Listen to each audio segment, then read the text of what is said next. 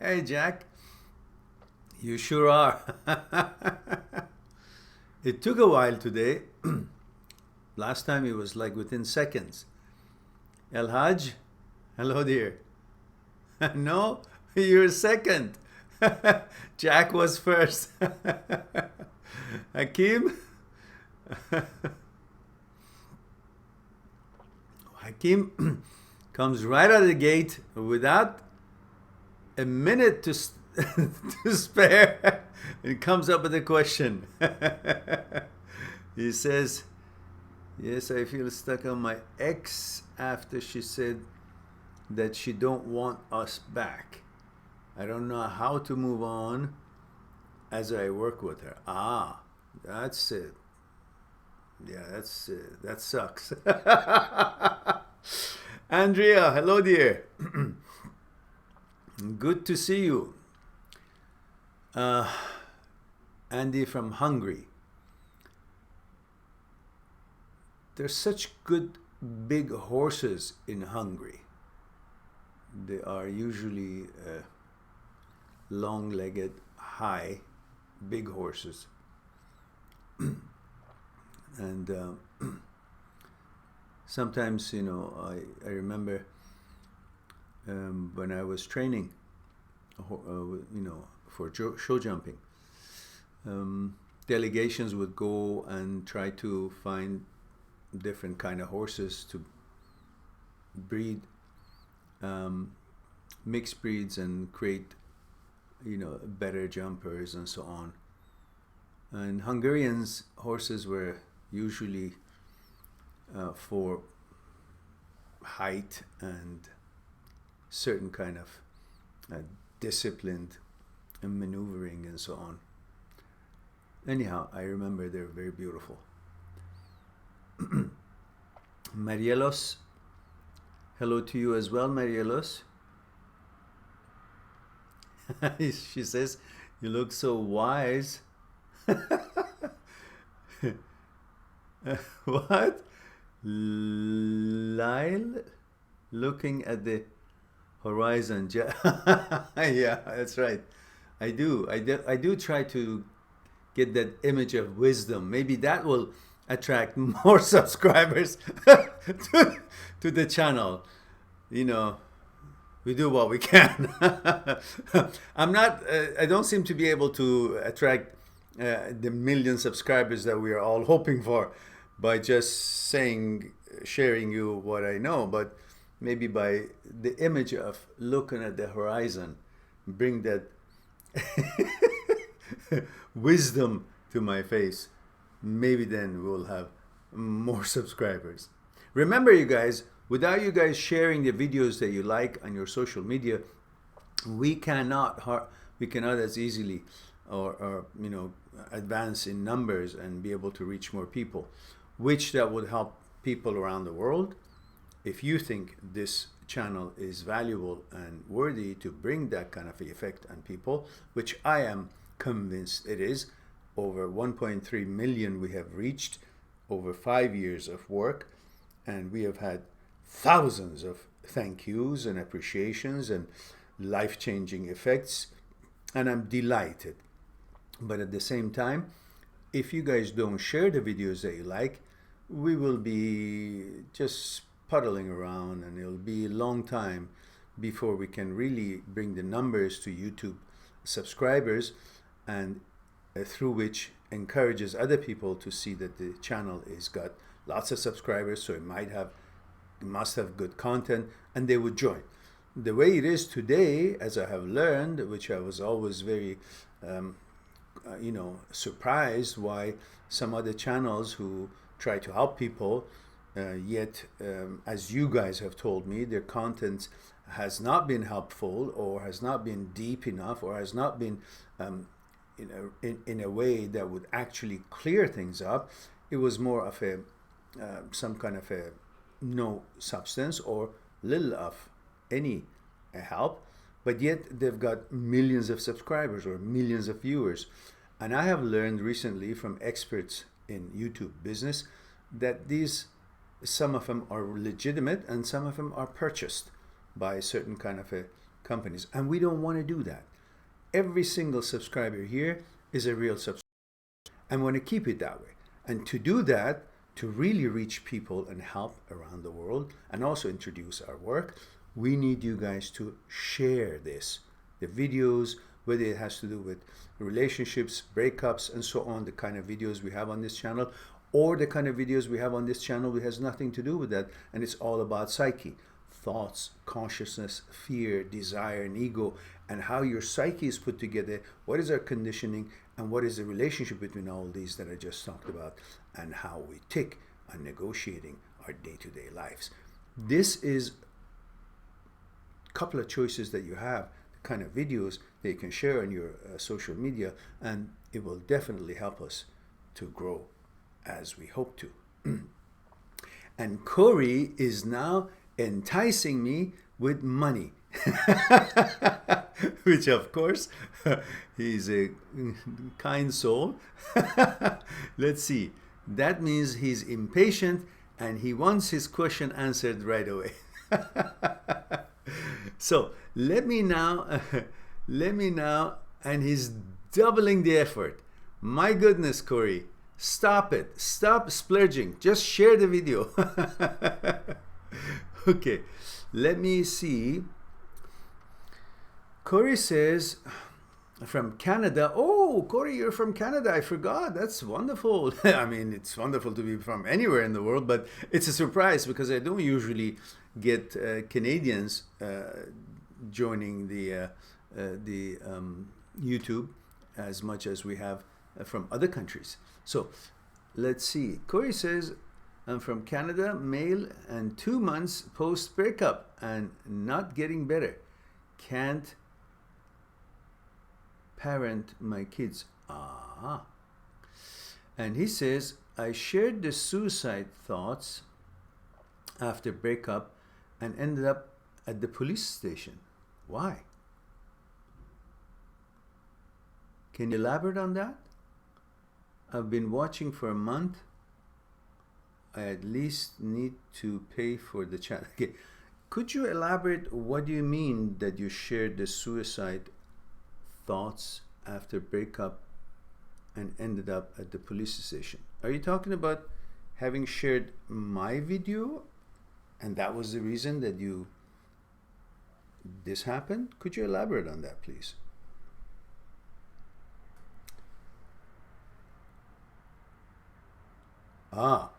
So it has nothing to do with my videos.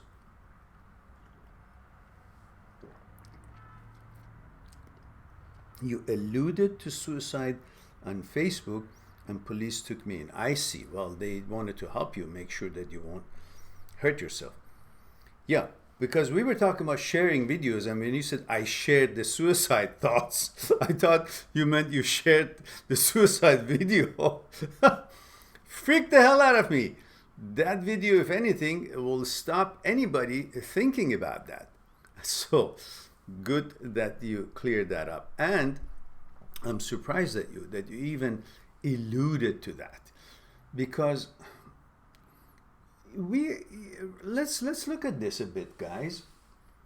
I have made a few different videos on the topic of disappointment, and then people talk about suicide so easily, and we discussed it thoroughly by trying to recognize what are we doing here in this world for.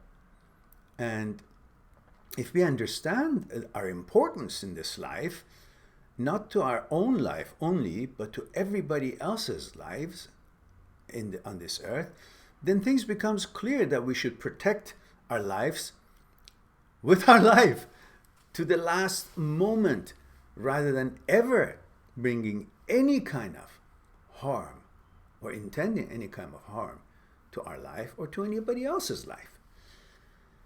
When we don't understand the importance of this blessing to be in this world, experience this life, when we understand how that the whole being here is about being here. It's not that we're here, but there's something better. And if we can't get that, therefore this experience worth nothing. That's not the case. Everything that you want or think you need or experience in this life is part of the whole biggest gift that you have received, which is life itself. If you are not here, nothing else can ever be. So the basic, the first most important thing for you to want all these things that you think you want and you can't live without is to be here. If you're not here, nothing matters. So what makes you think that anything can be more important than your well-being and your life? The fact that we are impatient for what we want to get, that doesn't mean that the life is got less value than the things that we experience in life. The things that we experience in life are fragments that together would make this life. And we already got this. When we get this life, it comes with all kinds of opportunities, responsibilities, disappointments, and the whole thing is, the whole story is what we call life. So if you expect to simply, have a peach from the tree and not have to endure putting a seed in the plant, get your hands dirty, watering it, maybe even put some cow shit on it to fertilize it, the soil, so it can have nutrients, and then be able to protect this tree and water it and let sunshine comes and keep the, animals away from it so they won't break the branches and eat it. If you're not prepared to do all that, you can't have that peach. But if you're just looking at that peach, I want the peach, but don't want any of the shit that it goes along with it until the peach is ready, then you're not realistic. You're not understanding what this whole experience is all about. You're not here just for yourself. You think you are, but you're not. Look, we have lost the whole meaning of this life. Every one of us. That's why there's so much killing and wars in the world, and they seem to think one is better than the other. My system, my way of thinking, my way, give me your oil, give me your lithium, give me your gold, give me your silver, give me your mines, give me your everything else, diamonds. And they go and try to take over and then manipulate and somehow create wars and this tribe and that tribe. Or on a smaller basis, in where we live, try to cheat each other and try to think that we are going to get ahead that way. But let's put the whole thing in perspective. Imagine a machine, a big machine, whether it's an aircraft or a space ship or a big, huge ocean cruiser, whatever machine you want to think of it, some machine. Every part and every bolt in that machine is part of that machine that makes that machine work and function and bring about those results that we are hoping that such a structure, such mechanism to bring about. Now, the whole world, the whole universe is that, the whole universe. And we think we alone are the whole universe. You think you are life. She thinks she is life. I think I am the universe. And for that, we feel we are so individualistic.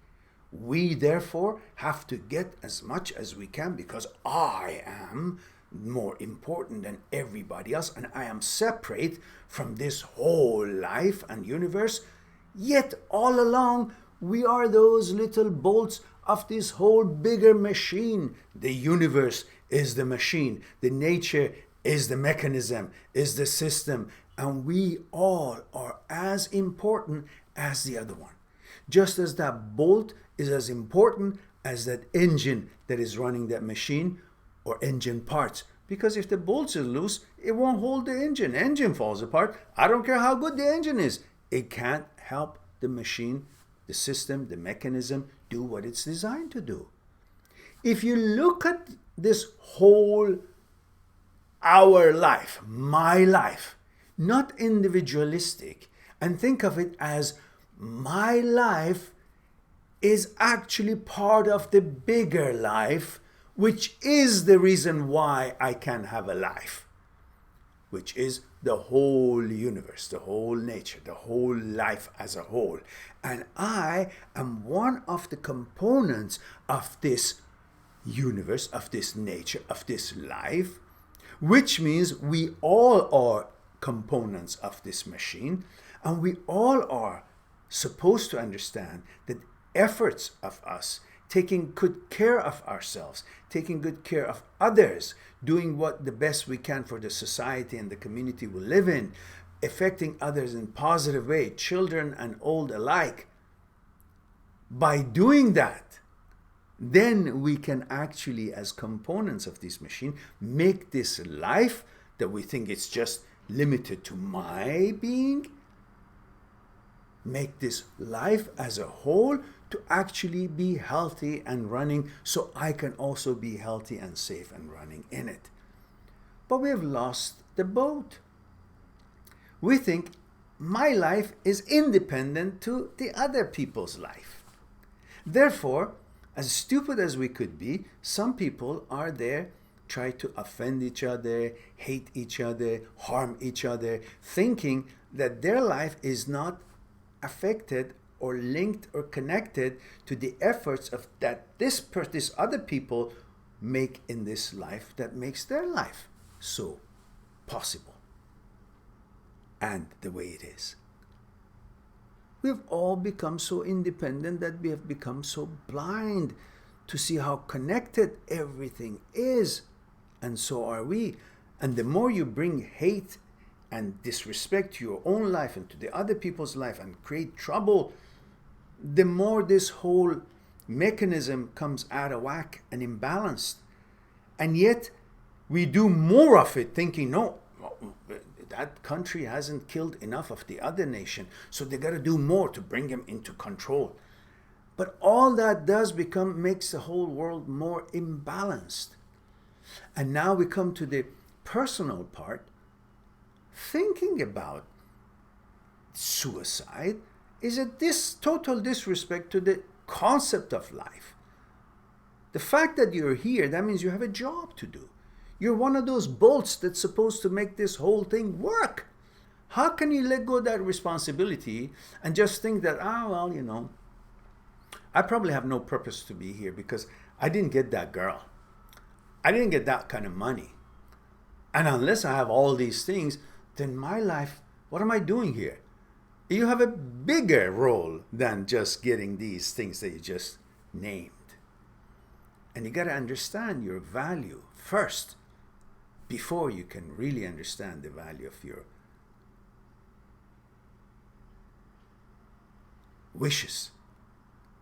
And therefore you see some of your wishes are just nonsense and have no value, and they bring no solution, which specifically the thought of suicide. What is that going to do? If you can't get what you're hoping to get right now while you're here, instead of trying harder to build your life, you think you can get it when you're not here at all? How could that be possible? How could destroying something bring about something that you want? How could destroying yourself to bring something that you don't have? Then you won't even be here to wait and see what the next chapter will be. I talked about it in one of my videos. It's like going to a movie and you see a scene that you don't like, and you say, I didn't want the hero to end up like this. I didn't want it to be like this, so I don't like it. I'm just going to leave the theater. And you're not going to sit around and wait for the next scene that actually the hero prevails and something good happens, the whole thing changes, and it becomes that wonderful result that you were hoping for. But you're not even going to be there to have the opportunity to see it. The thing about suicide is the same. Something goes wrong in our life of this nature, and you say, then I just don't want to be here. Well, how do you know next year or 2 years from now you won't say, God damn it, I'm so happy that didn't work. That didn't work. And this This is the life I wanted, and I couldn't see it then. Just because you didn't see it, you couldn't imagine it, you couldn't know how wonderful or how changed it will be, how you will be later on. That means that you actually will not want the better future that is actually in the works, but you don't see it right now.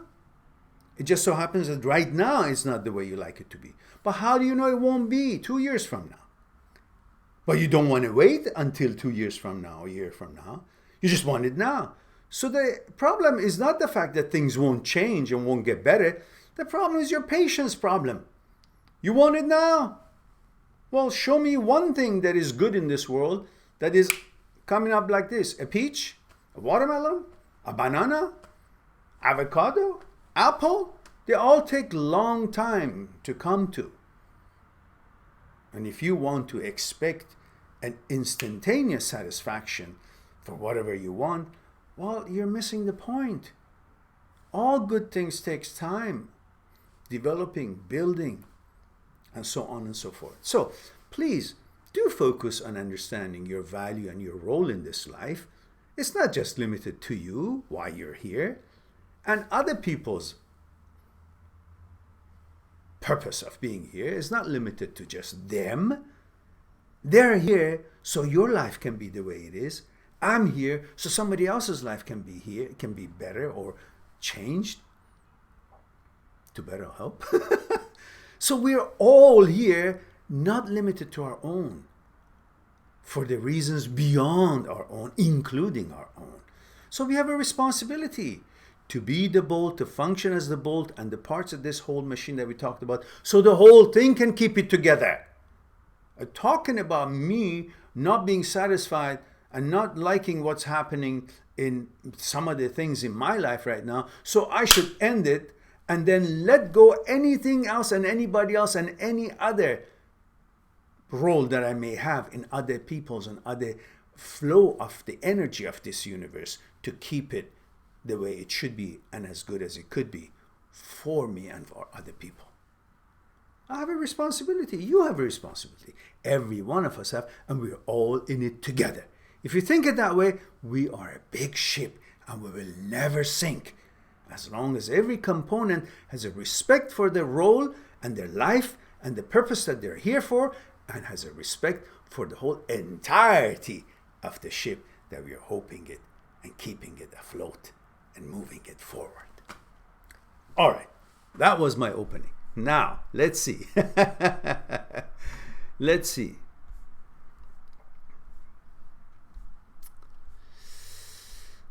All right, so I guess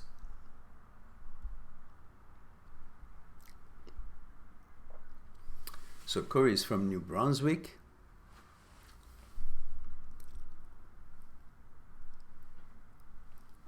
Yes, it's a great video. Yes, it's a good video. Corey says, I'm a fire protection engineer with 2 beautiful little girls, but I can't get over this loss. Mehran, I know, but the pain would... No. Okay. Just imagine for a second. If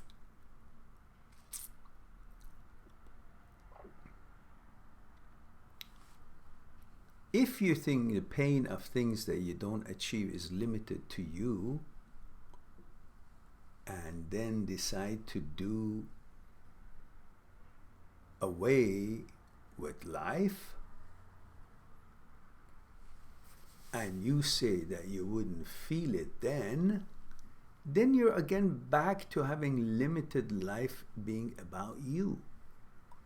What about the pain that you're going to leave for the ones who are there, left behind? The ones that you so care and you're in pain for. The whole reason that you're in pain is because you don't want the ones that you care to be in pain. And you think the present situation is causing them pain. Yet you're not realizing by mistreating yourself, you're actually causing them more of what you want to avoid them to feel, the pain. It will be pain of you not being here. The branch that they want to hold on to if they're ever falling down in their lives. Can you understand that you're talking a reverse of the issue? You think a solution, you consider something so bad as a solution where it's actually is adding to the problem. And opposite of that is life, which actually gives you the opportunity to resolve and solve and bring about solutions. That's why you're here, to become tougher, to learn. It's not heaven. We're not living in absolute universe. We're living in relative world, duality. But with the chance for you in most cases to endure it, weather it out, and make changes to it. Change the direction of how things are and how you feel by understanding that you're capable. Why? Because every day we are changing, every moment we are changing. Through this movement and changes, things change. So you cannot say because the things look today the same as yesterday and pretty much it will look the same tomorrow, it will always be. Because just as there's a little change in our molecules and atoms, but we cannot see it, measure it with the way we are, usually every day measuring it, all these little changes that you think there are no from yesterday to tomorrow in your situations will also add up. That's why we get old. We don't see the changes that every day it makes, but suddenly we say, oh, I'm 80 years old. What happened? Well, because the changes were being made, even though I didn't notice them. Same thing with you. The changes are being made, even though you don't notice them. And before you know it, a year or two, the whole problem that you think is a problem is no longer there. Why? Because things have changed, they have grown, and you have evolved. And you're not looking at it the way you used to. All of this can tell you that this process of what you see is not what it always be. Like everything else, they are in the change, but you just can't see it. It'll take longer. Like a movie production, there's so many little frames, so many pictures, that if you look at one picture to the next, there is no change that you can tell, but there is. And you put bunch of them beside each other, run them at the right speed, then you can see, holy shit, from here, this boat was here, and now in this frame, the boat is docked by the island and is having coconuts and having fun. But yet it was a stormy here, and you couldn't see where the ship was going to end by looking at the frame by frame. You're looking at your life frame by frame. Don't. Just stay afloat. Do your best. The changes are being made, regardless of if you can see and envision the fruition of it, the result of it, the result of the efforts or not. Just make the efforts. Don't look for results. Just do the right things. Efforts, endurance, planning, love, taking care of your kids, take care of yourself, even take care of your ex-wife as best as you can help them. That's the role of a good, strong energy helping the rest of us grow. From it, you will become more powerful by seeing what you've accomplished. It's all about confidence. Doing good stuff brings you a lot more power than thinking about, oh, it will never change, because it will. You just can't see it in that frame. Keep doing it. It'll be enough frames that will make that movie picture and will get you to that island that you will be, but you just can't see it now. Okay. Now, let's see.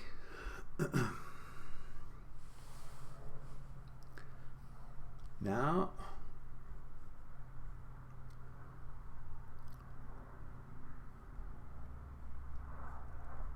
let's see. We have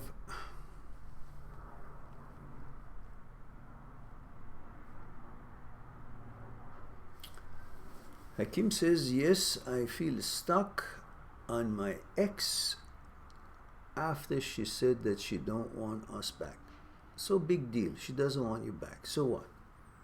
You're still the same person. There's so many people they want you.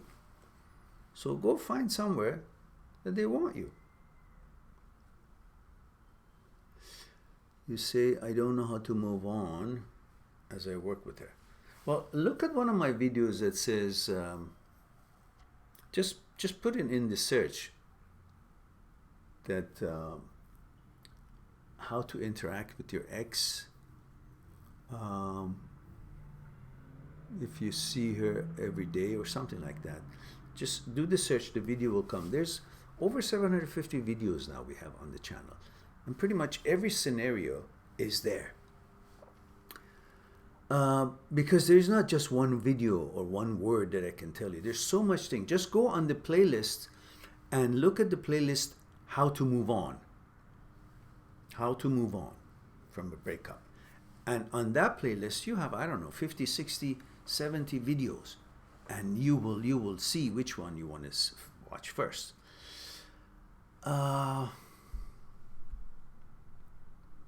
Marielos says, hello, Mehran. Hello, dear.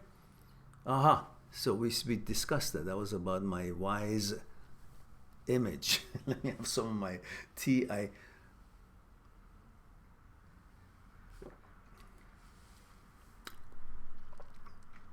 All right.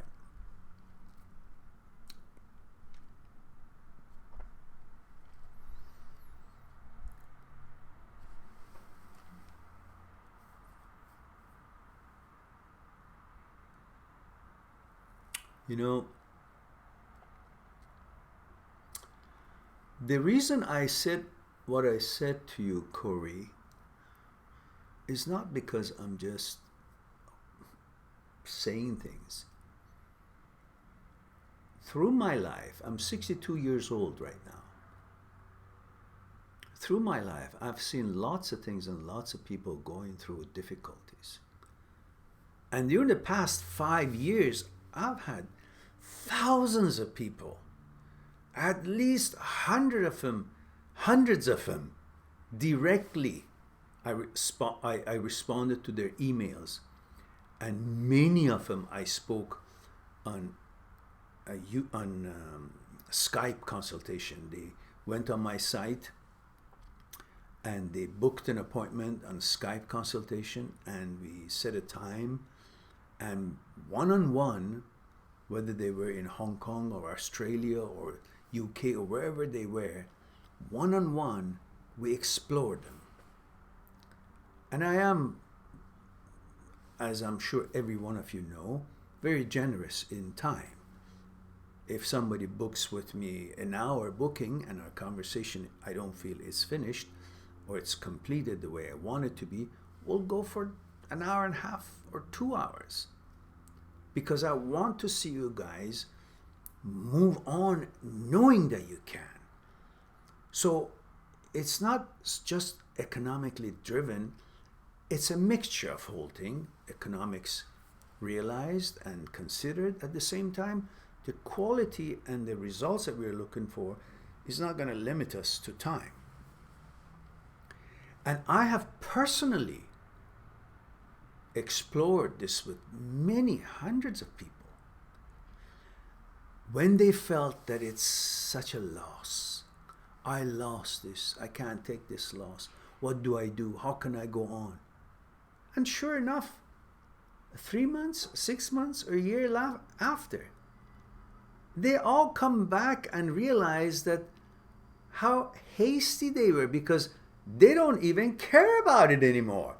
They're so good at it. They figured out how to deal with it. They went through it. We talked about it. They used it, and they became stronger, and they put it to work. And 6 months, a year later, they're not where they used to be and how they used to think. So why is it that when you think so negatively, you think that's how it's going to be forever, and you're not considering that you will actually get over this and will climb this mountain, and you will see the beauty of everything as you wanted it to be, and you will be happier than before because you will be stronger because of that experience, even though it looks so shitty at the time. So I'm saying all these things to you because I know it has worked for so many, if not everybody. So it's not just bullshit that I'm hoping you make you feel good. You all know the content of this channel is never like there, you'll be fine, go ahead. No, we're talking about consciousness, thoughts, fear, desire, ego, and why and what their roles are in the way you feel and you act and react after your breakup or during daily lives and how you negotiate life. It's all about knowing our psyche, and knowing about it tells you why you feel this way and you think that's how it's going to be. It's not. And the only way I can do that is by you actually enduring it until time that you will see, oh yes, it would have changed because I am changed now. I'm okay. I'm strong and happy. I just couldn't see it then. Human being can only believe what they can see or what they know.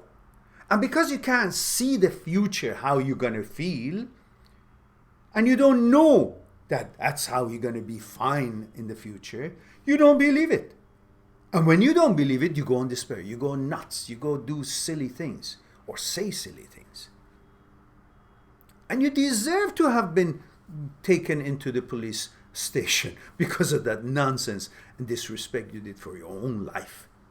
How could someone disrespect the most precious thing that we have in this life, which everything starts because of that, and yet expect that we're actually talking sane and we're taking good care of ourselves? You should be put in jail, for God's sake. Go shake that officer's hand that took you there. Love yourself. You will not go wrong by going through this exercise. You will be fine, as hundreds and hundreds, and in the world, that the ones that I don't even know, millions have gone through it and come out stronger, better, and continued life and kept on functioning their important role in that machine, whether it's a piece of metal or a bolt or the piston or the fuel or whatever it is, part of that machine. We are all. I sounded like Yoda. Part of that machine, we are all. You'll be okay. We all have gone through it, and you're no different than the others.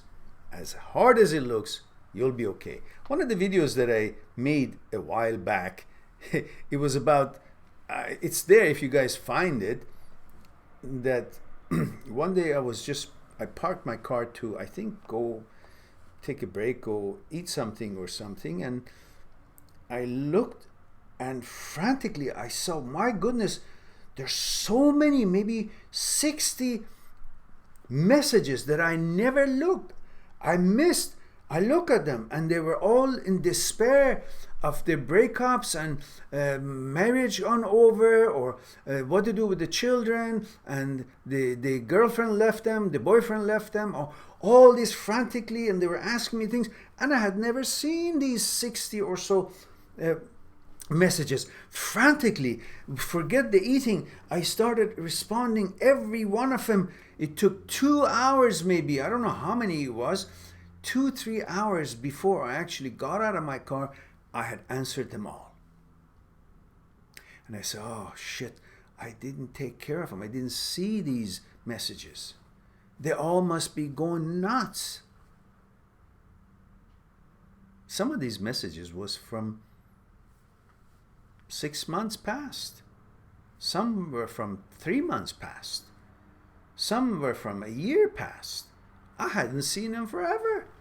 I wasn't used to this whole message on my Facebook and all. They were all Facebook stuff. I didn't know where the messages were going. I start getting emails, responses back to my response to their original questions within a day or two. And they thanked me and they said, you know what? I couldn't even remember I wrote you anything. I couldn't even remember I had pain, because I was reading your stuff. I said, oh, I must have written him, which means None of them even cared about that, what they thought is the biggest pain in their life. They had gotten over it. They had a great life, they were happy again, and they didn't care. But at that moment, they thought, hell has broken loose. And I thought, my goodness, I neglected them. Yet, lo and behold, they were all fine. While they thanked me for my care, but they said, we don't even remember it. We're all good now. Every single one of them. So please, don't sum up the whole life and difficulties in 1 month or 2 or 3 or 6 or 10. It will be gone eventually. Power is in staying power. See, endure it. It will eventually dissipate. That's the way of the river. No ifs and buts about it. Hang in there, buddy. Keep doing what you need to do. Do the best you can. You are needed by the rest of the world, whether you know it or not, and the rest of the world are needed by you, whether you're aware of it or not. They're doing their best, which actually affects your life. And mostly in a positive way, because there are more good people in this world than bad ones. So,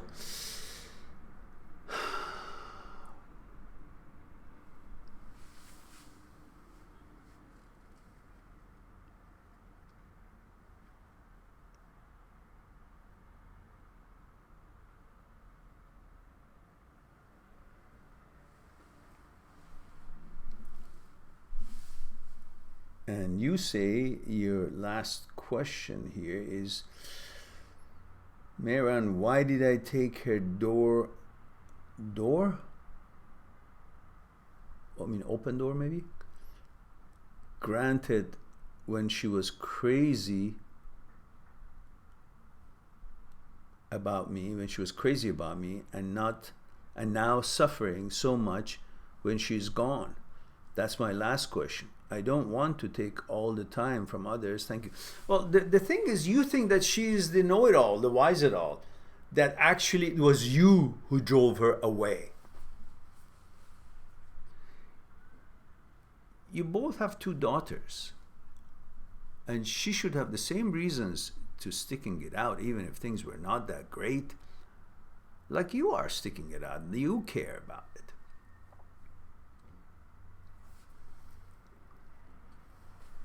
How do you know that it was your fault? She is a human being. Don't make her to be the angel or the saint, that it was just your fault.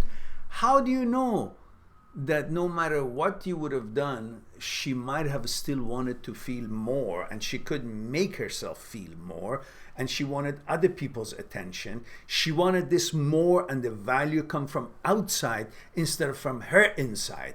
She didn't know about herself either. You think you're the only one who don't know about your psyche? She didn't know it either, and she still was conditioned like everybody else to want to be more, to have more attention, to feel good about herself by the affirmation and the attention of the outside world rather than from inside her. And that's the reason she is gone where she's gone, because she thought the reason that she's not happy is you, where actually there are more reasons for people, especially when they have family, to stay rather than just fly the coop. Don't you think that her own reason is now being, whatever you think you did, is an excuse for her? You think she's thinking this way and she's complying with it. That, yeah, it was your fault that I left. What if it was just her own lack of confidence and happiness and neediness to be receiving attention and this and that, so forth, to feel more, and she couldn't do that by what her life was all about? Instead of making her life to feel great for herself, she decided that maybe I'll go somewhere else. Somebody else give me something. That's her shortcoming. Why are you putting all that blame on yourself? Many people have difficulties. For years, I know husband and wives with children. For years, One of them or both of them have been not the best way they could have been. But they didn't run away. They stuck it out because they had purpose to keep that together. Today, every Tom, Dick, and Harry, every Joe, Sally, and Jill, when they don't feel important, when they don't feel good enough, they just make an excuse that, oh, it's your fault, and I'm not going to stick with it because I expect you to make me happy. That's why I'm here in this marriage. I'm not here to make myself and you happy. I'm just here for you to make me happy. And that's the reason for leaving to somebody else, because they think they may get more of an attention, more of a selfish desires that they have on being affirmed and paid attention to, or more material things, or more ways of their way going, ego. And you want to consider all of that is nothing, and it was only because of you took it for granted. Whether it was or not, I doubt it. And at the same time, who cares? The fact is, you guys are not together, and that's okay. It's the way it is. Pay full attention to your daughters. Do your best to help them out. Don't worry about what she's doing. She's no anomaly. She's another woman who you guys couldn't make it work, and that's fine.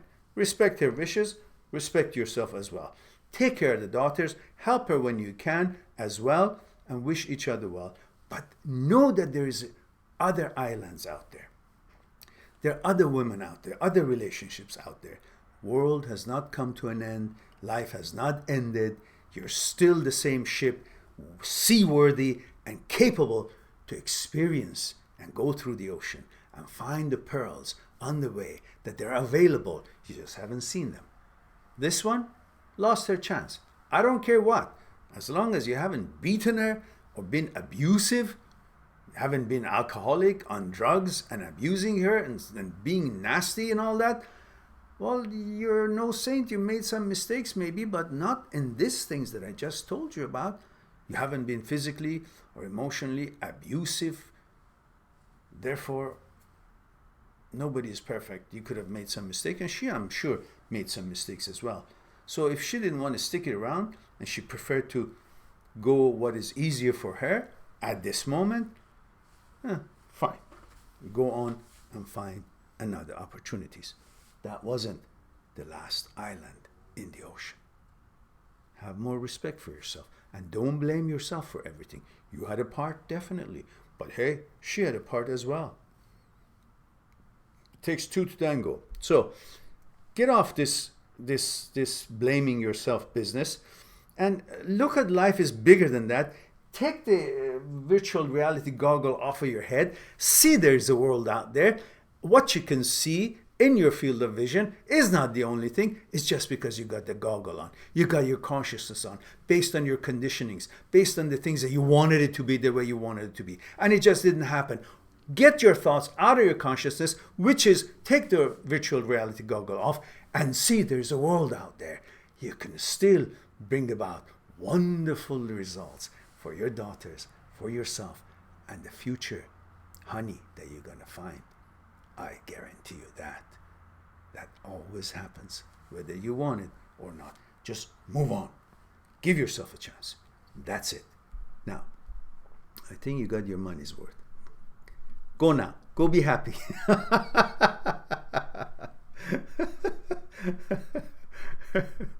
All right. Let me see. All the ones who are telling me, stop. How about me?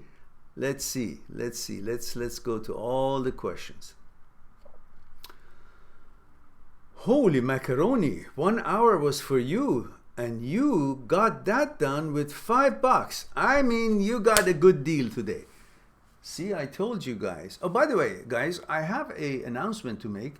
We were talking with one of our subscribers, friends, today, and she mentioned that the currency difference between US dollar and some places like, I don't know, India, or could be different countries that have different currency value, the one-on-one Skype consultation becomes very expensive. So for countries other than US, Canada, Australia, Hong Kong, and UK, and Germany, and France, I believe, other than these bunch of countries, which by nature I'm not sticky on time anyhow, but other than these countries, that their economy and exchange rates are strong enough to compare to the cost of things in Canada and US. Anybody who makes an appointment with me for the next while, for one-on-one Skype consultation, I double your time, between 1.5 to double, depending on how long it takes. So if you take an hour, I give you an hour and a half, or maybe even, I don't know, a little bit more. I hope not, because then I wouldn't have any time for, I will diminish all the production of the day, but I prefer to help everyone as much as we can. At the same time, it will work, towards the exchange difference. So that would be something that I can help out by, increasing the time when you make an appointment. And so that could mean it is a little bit more affordable for you. So having said that, Lucas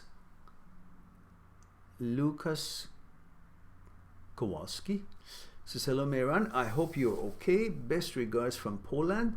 Thank you. I should learn some Polish.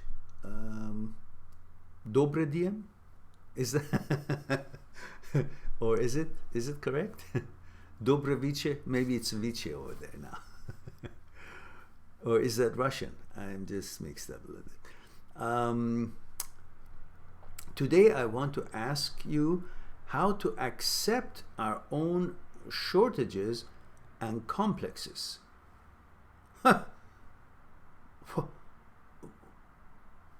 You should ask me how not to accept, because accepting our shortages, shortcomings, and complexes is for everybody's natural. We all have shortcomings. We all have some kind of questions or weaknesses. We all have lots of strength and strong points, but we also have shortcomings, because this is the relative world. We have yin and yang, we have good and bad, we have sunshine and shade, we have hunger and filled tummy, we have poor and rich, even in economics. Everything is got duality. So you can't say that you have to, how can I accept it? Well, you ask, how can I accept it in things that you don't expect it to ever be any different than what it is. But you should understand that the shortcomings and things that you call complexes, it's part of the perfect world. We have learned to call things that are not exactly as the way we want it, that we are not perfect.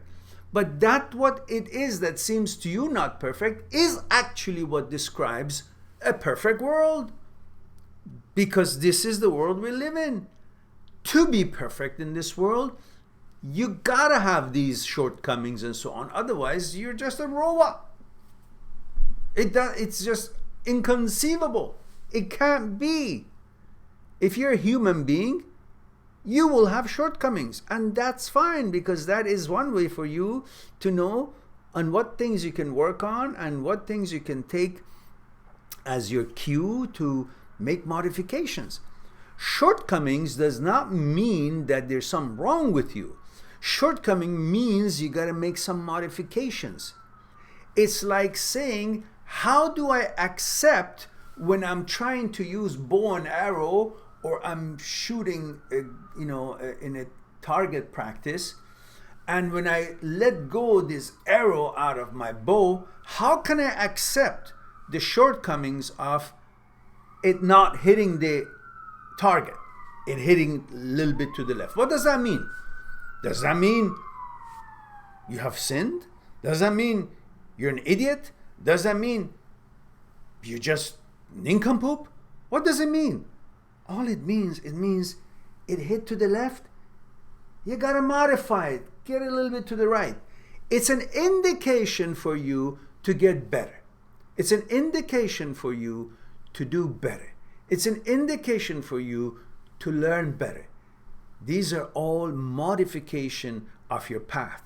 If you're going toward a destination and you see some road that you're traveling on is got lots of potholes and dangerous rocks and things, well, that doesn't mean there's something wrong with you. It's just giving you some indication that you got to make changes and maybe veer off and go from a different road to the same destination or direction, or maybe come back on the road when these things are not there anymore. Something that is wrong on your path to go somewhere or to do something is trying to tell you to make modification, to see it and see what you can do with it. That's how we grow. That's why we learn. That's why we become ingenious. So if you have a shortcoming, become ingenious. Learn how to deal with it. And then you can help others as well. How to find true value in ourselves? Well, true value in yourselves, you don't have to find true value in yourselves. The fact that you are yourself, that's a true value. You are you, you are here, you're alive, that's the value. The fact that you can think and analyze and see and modify, make sense out of things that you can't understand, pursue things that you haven't got, these are all the values that you have in yourself. Understand that your value is not dependent on what kind of car you drive and how much money you have. It's about how you actually make modifications in order to get you towards the goal that you're hoping to reach. How you deal with the challenges that you see on the way. If you're driving and you see a big boulder, what do? Stop? Give up? I'm not going? Turn back? Or are you going to veer off, angle the car, and then come back? How you handle an obstacle is your value. How you deal with life is your value. How you can see things and not give up in light of when things are not going well is your value, is your ability, is your confidence. Just shortcomings and complexes is a way you can teach yourself what and how you can be better.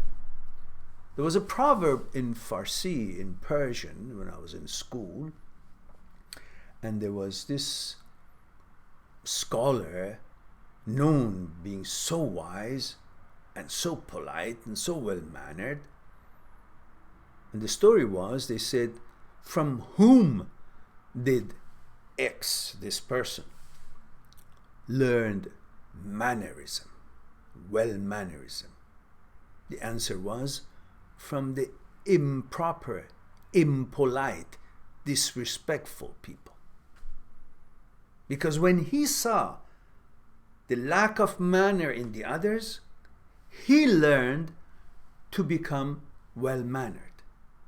So when we see something, a shortcoming in us, that's when we learn how we can put our value to work, which is work towards doing better so the shortcoming will no longer be a shortcoming. But it's not supposed to mean you're a bad person because you have shortcoming. You can't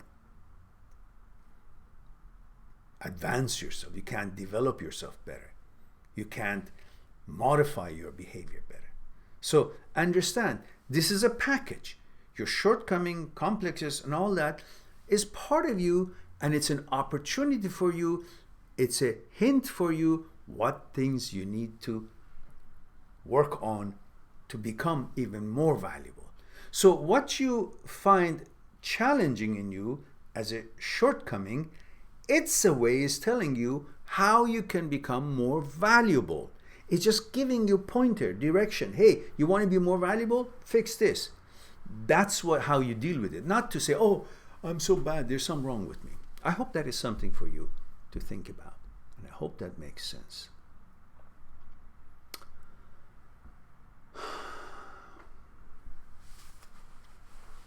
And R Knight says, I'm 26 and I've never had a serious relationship. Not too many people have at that age.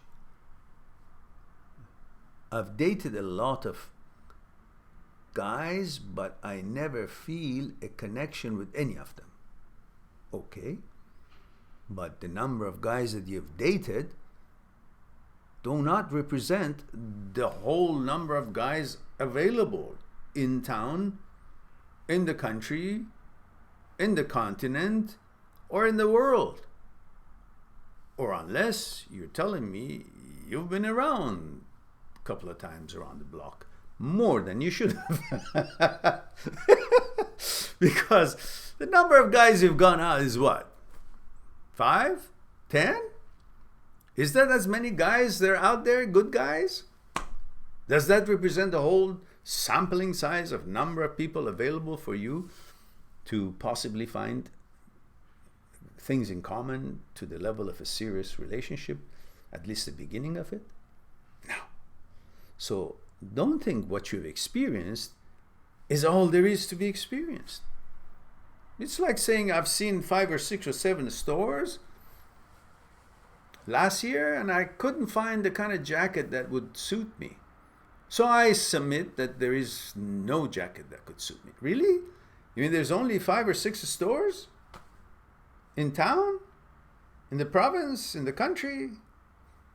Really? I think I made my point. They always tell me I seem closed off and I don't know how to change that. Well, because perhaps you need to upgrade your selection process. Look at the video I have. It says how to choose the right girlfriend. Of course, you can switch it around if, you're not, if you're not a boy. You need to switch it around and then make sense out of it. And remember, guys, the deal was to tell me where you're tuning in from, how old you are, and if you're male or female. Because if you don't have a picture and your name doesn't tell me anything, then I don't know how to address and flow the conversation. So again, give me the info, throw me the bone. Let me know what's going on. So it'll help me. Now, so therefore, your selection process is not based on what you're looking for, it's based on that you got to have a boyfriend. And you try to choose him among what's available, rather than you look for what you're looking for in a boyfriend. Which means try to bond on the consciousness level, not on their looks or what they have or stuff like that. Discuss things before you guys become boyfriend, girlfriend, become in a relationship. Get in a relationship. Corey says, you're more than a bolt, Mehran. Okay. Thank you. Alessandro. Hi, Mehran. It's Alessandro. Okay, yes. I'm out right now trying to talk to girls on the street, but I still can't find anyone as attractive as my ex, my first love. When is this going to end? When you find the one that you're looking for? Because if you constantly want to look at the girls that you meet with the eye of the past, with the imagery that your memory has of your ex, and you constantly bring it right here when you're looking at this other girl, you can't even focus on this girl, who this girl is. All you're doing, you are comparing something that you knew everything about. You had the relationship, you had emotional files on her, you had intimacy with, you have memories, and you liked her look, and you liked whatever it was common between you two, with someone that you don't know anything about, and you're not giving a chance to her and to yourself to get to know her. Both on physical level and on intellectual, on your consciousness level. Why? Because constantly you're looking at her, comparing her with how the physics of this ex was, and how much you liked the ex. But you liked the ex because the time you spent on her, the information and the interaction and the memories that you guys created together. And that's why you liked her.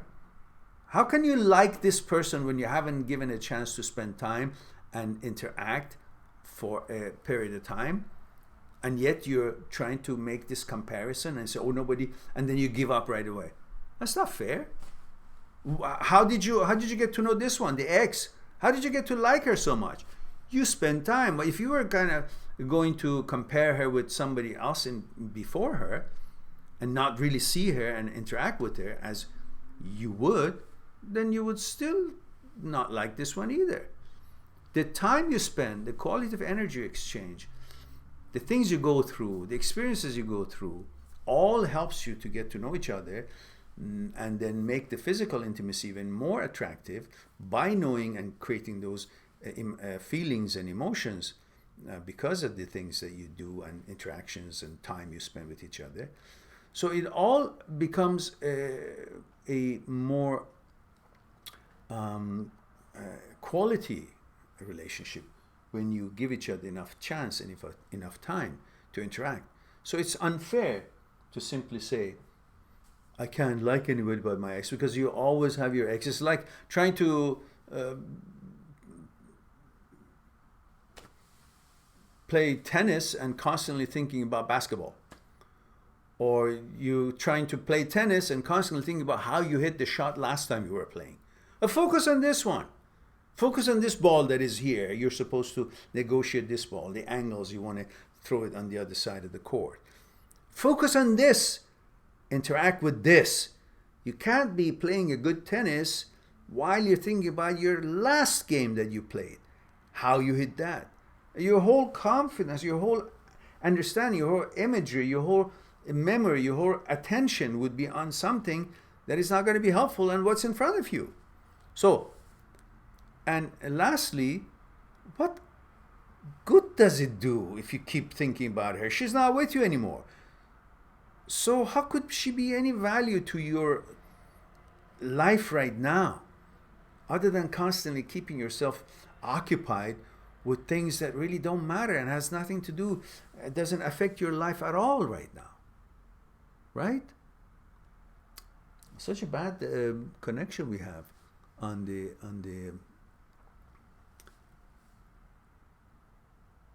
resolution. I wonder what's happening here. So anyhow, I hope that would give you something to think about. And my picture looks very artistic with all these lines through it and like a Picasso picture. Wow. Okay. Elias says thanks. All right.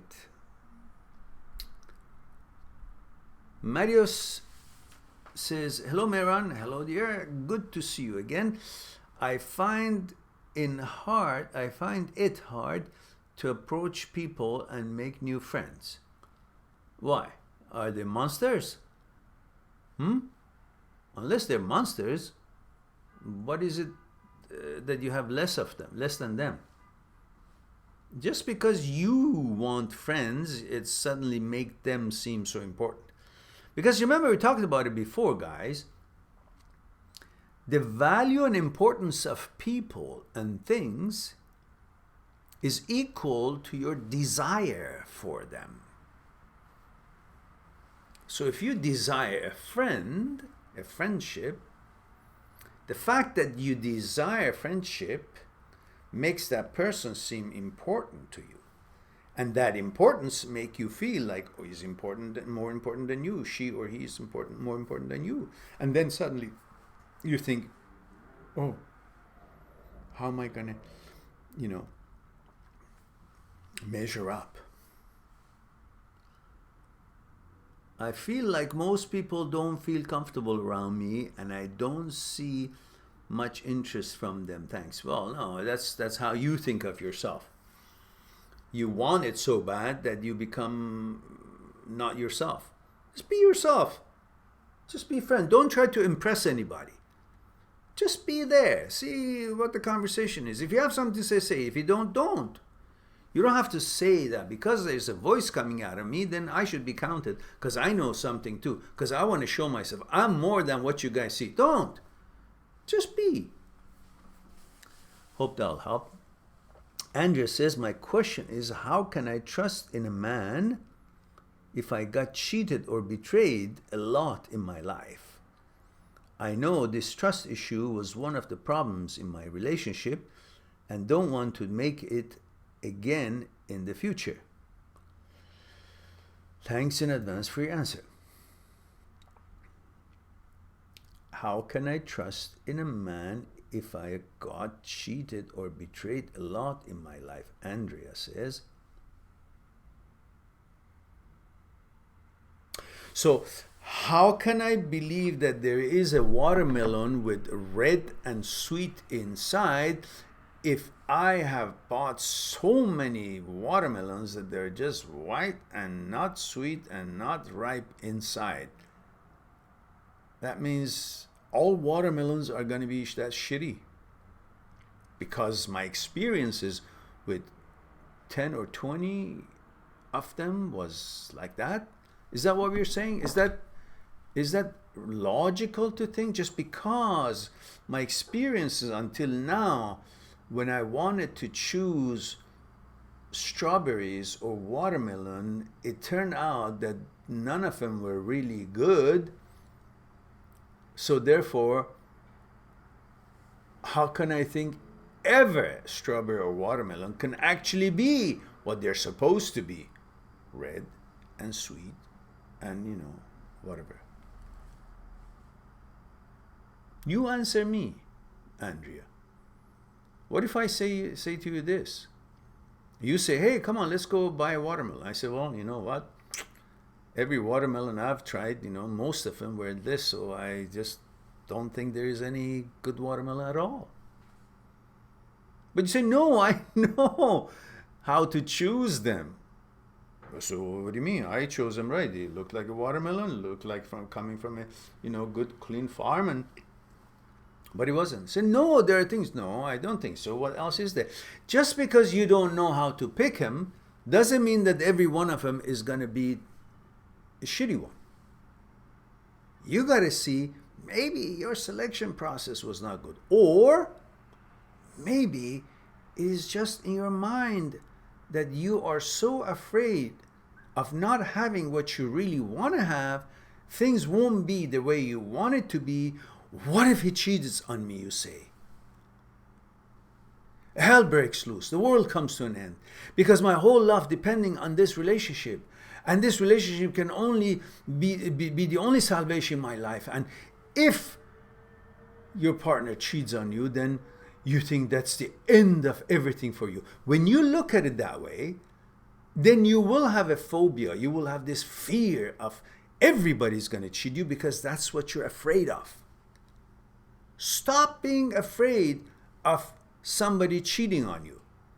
And understand, if they cheat on you, nothing happens to you. You just say, bye-bye, get lost, asshole. That's the end of it. But you've made it to be, if somebody cheats on me, that means I'm diminished. I'm not valued anymore. My whole value depends on the attention of my partner to me. Look, this is what most boys go through as well. If their girlfriend cheats on them, they think they have been diminished in value. That means they're not good enough because she went to somebody else and had sex with somebody else. Instead of saying, she was not trustable, she was a slut, while she was being with me, she went with somebody else. She could have simply broken up with me and then gone ahead and find somebody else. Not find somebody while she's with me, or right away after breaking up with me, go with that one, or while we are together, she cheats on me. That means she wasn't the right quality. Why do you have to make it like it's a reflection on you when somebody cheats on you? You have made somebody cheating on you a reflection on you. And because of fear of not feeling inadequate, because somebody cheated on you, think you're inadequate, that has become a big deal for you, and you're always afraid of it, and you've created that illusion as a possibility, definitely a possibility and a reality in every relationship or every man that you meet. It's your fear that you're making it to be a problem in trusting the boyfriends or boyfriend candidates that you choose. It doesn't mean they will or not, but because you're so afraid of it, because it means so much to you, because it affects your understanding of your value in your mind about yourself, you have made that to be an issue about every one of them. You distrust every one of them because that's what you're most afraid of. What you're most afraid of is usually going to be in your mind. When you stop saying that, oh, fuck it, I don't give a shit, because that's not me, that doesn't define me, whatever it is, it's a thought. It's a thought. Doesn't mean a thought coming to your head has a reality or actuality to it. It's a thought. So, okay, thought comes in, okay, go ahead. Thought comes in that I'm an asshole, okay, fine, but I'm not, because it's a thought. You don't have to believe your thoughts, and don't give it a value, that's for sure. I hope that helps you out.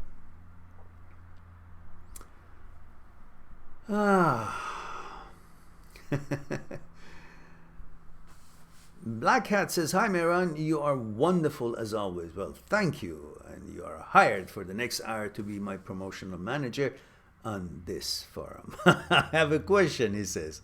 I know there must be some reason why you're saying I'm so wise, because you have a question, right? I met a girl, ooh, congratulations, that's good, like 2 months ago. Okay. Things have gone well, good. And I think we could be friends someday. Okay. I like the way you put it. We could be friends someday. Not that we could be boyfriend, girlfriends, definitely someday. Just take it slow. Get to know each other. Not too slow, if you know what I mean. If you guys feel it, then express yourselves. But unless you feel it, don't push it. It's not a given agenda that just because you meet a girl, you now have to quickly get into the intimacy part. No, just spend enough time and you guys will find enough things in common, and you feel it in both, with consent from both sides. And then, of course, I'm assuming everybody is in legal age here, so we're talking about over 20 years old or something. So remember, guys, you were supposed to let me know where you're tuning in, what your age is, and your gender. That would help me out. Now, he continues, says, however, each time there is an argument between us, she wants to end communication for good. Oh, okay. Because she doesn't have enough confidence in herself, and she says, she thinks if you don't agree with her, that means you haven't evaluated her. In your mind, she's not valued, and her ego doesn't want you to think of her any less than she wants you to think of her. And she doesn't want to be reasonable by thinking, hey, there are differences and divisions, and that's okay. But instead, she's so hung up on you evaluating her, and if there is an argument that you don't agree with her, she thinks that means you consider her not valuable or wrong or stupid or not wise, which in her mind that affects her value and her worth, which that's what she doesn't like. I wonder, why is the resolution so bad even though I have green light here? I don't understand. Do you guys see a resolution really bad as I do here? It's like a negative picture of a picture in the old days. Anyhow, coming back here, and he adds, and I have to convince her to keep talking to me as always. What should I do? Should I always try to keep her from going, or should I move on? By the way, for example, when I can't answer my cell phone for whatever reason, she gets upset and tells me that I don't care about her. Ouch. Okay. You can make an automatic reply to the answers to the phone calls that you can't answer, that quickly sends a text back to her and says, darling, I just can't come to the phone right now. That doesn't mean I don't care about you. I really do. I will call you as soon as I get free, or as soon as I see your message. It's simple like that. She needs affirmation. She needs clarification. She's probably, I don't know how old you guys are. She might be very young, like in her early 20s, and you might be important to her, and she wants that attention. And she's not sure of herself, and she thinks that you don't care about her if you don't jump to it. And just tell her, listen, darling, what if I'm driving? Would you like me to answer the phone and get in a crash and die? Or would you like me to answer it when I've already reached my destination? And then I can pay full attention to what you have to say. That's why sometimes some other things that comes up and I'm already in the middle of it, and I put the phone on silent, or I can't hear it, or I just turn it off. I just can't get back to anybody who calls. Discuss that with her kindly. Don't fight with her. Make her understand she's insecure. She wants to know she is the center of your attention, because that's how she feels valuable. The attention and words is what people are seeking from each other to feel good about themselves, rather than just feeling good about themselves, by themselves, which is sometimes, it's not that easy. So you need your girlfriend's or your boyfriend's affirmation for that effect, that you're okay, that you're important to me. And everybody wants to be important. Everybody wants to be more. And they don't like to be dissed or neglected or not paid attention to. They want to be counted, especially from the people that they're supposed to be close to or mean something to them. Okay, so discuss it in a different music to her, different tone. Don't try to teach her. Share with her how you feel, so she won't feel that you're scolding her or teaching her, or you know more than her.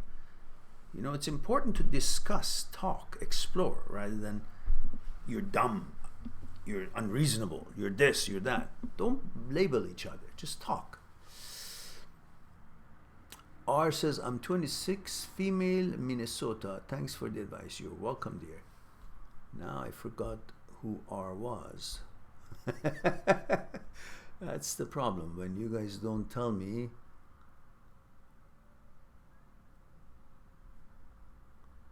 Oh, I must have missed so many questions here. Rizaldi, greeting from Indonesia. Hello, dear. David.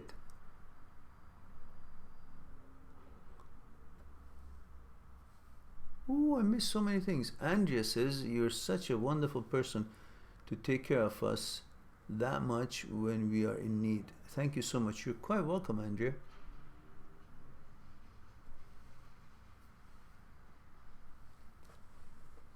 Corey says, thanks, Mehran.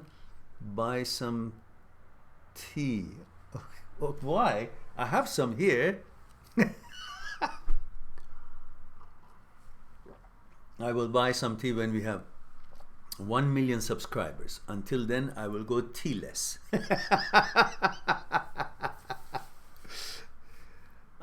Can you guys let me know if you guys can see me okay, or is it all chopped up like the way I see myself here? I look like 500 years old in this picture. Fragmented picture. Okay. David says, I have to go, Mehran, but from what I heard, this has been my favorite live talk yet. Good message and deep meaning. Have a good day. You're welcome, David. It will be uploaded later. You can watch it if you like.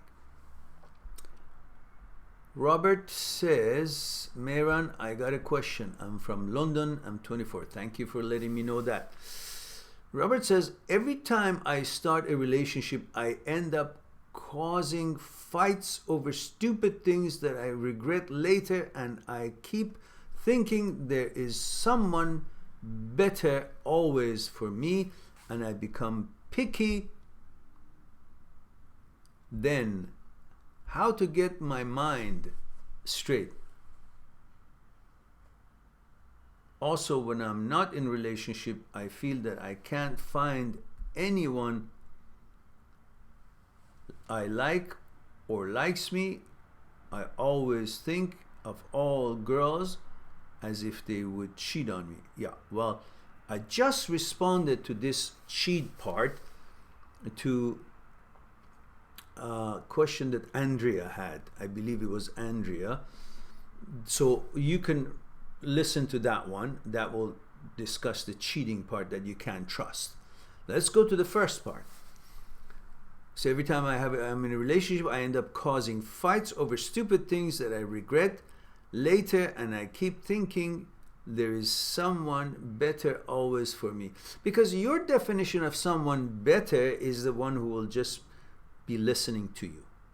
Because by listening to you, she's non-verbally giving you the signal or the affirmation that you're wise, you're great, you're the best, you know the best, which that fluffs your ego, and that is exactly what's happening. Your ego is driving you and your relationship. You're not. You think you got to listen to your ego because that is how you make you feel good. But there is a great feeling when you actually do the right thing, that everybody feels balanced and taken care of and safe and feels protected and comfortable and relaxed in interacting with you, and that will bring you a lot more happiness and satisfaction than following your ego. Because ego is not you. Ego is a program that you have received through your upbringing. It's like when you were born, there wasn't like 2 eyes and 2 ears and nose and mouth and teeth and ears. Well, of course, when you were born, you had no teeth. If you did, that would be really weird, wouldn't it? But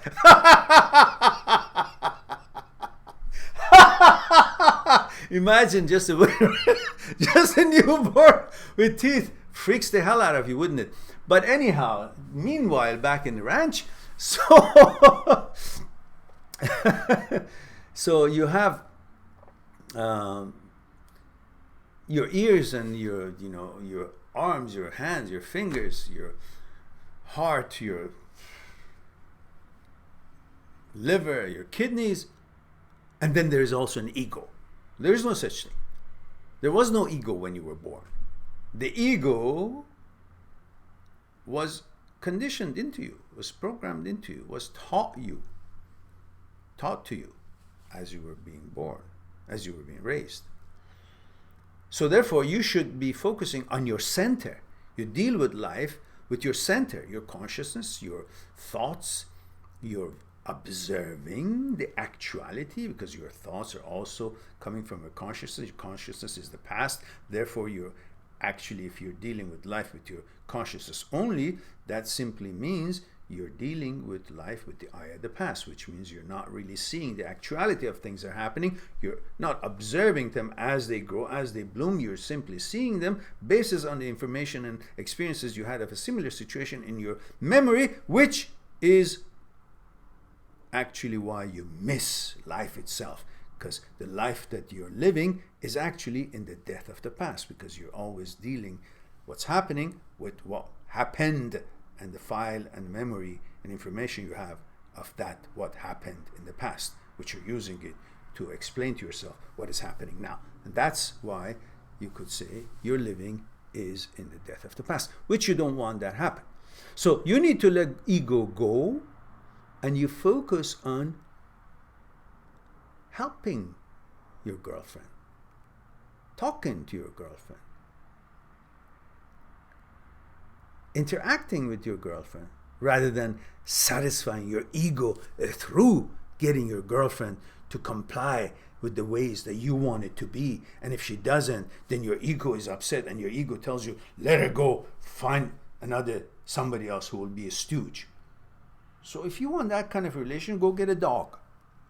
Because the dog is going to listen to whatever you say and wags the tail and also be happy, and then you will feel like you're really important because it listens to you. And if that's what you're looking for in a relationship, that'll never happen.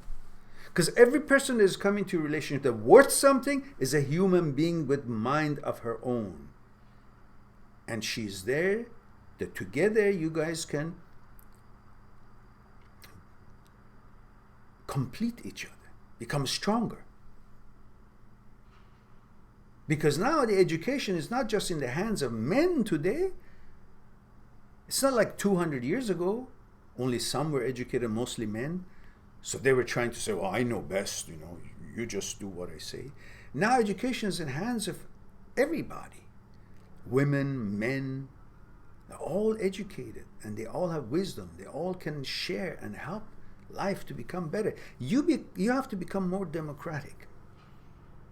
Rather than I am just, unless you listen to me, then I'm not man enough. No, you can still be as man as it can ever be, but also be flexible in not following your ego and attentive to your girlfriend and interacting and sharing information and figuring out some things she's really good at better than you and some things you're really good at better than her. So in some things like that, you each take leadership. Otherwise, you combine forces and interact and learn from each other and explore and come up with the best decision and reaction or action.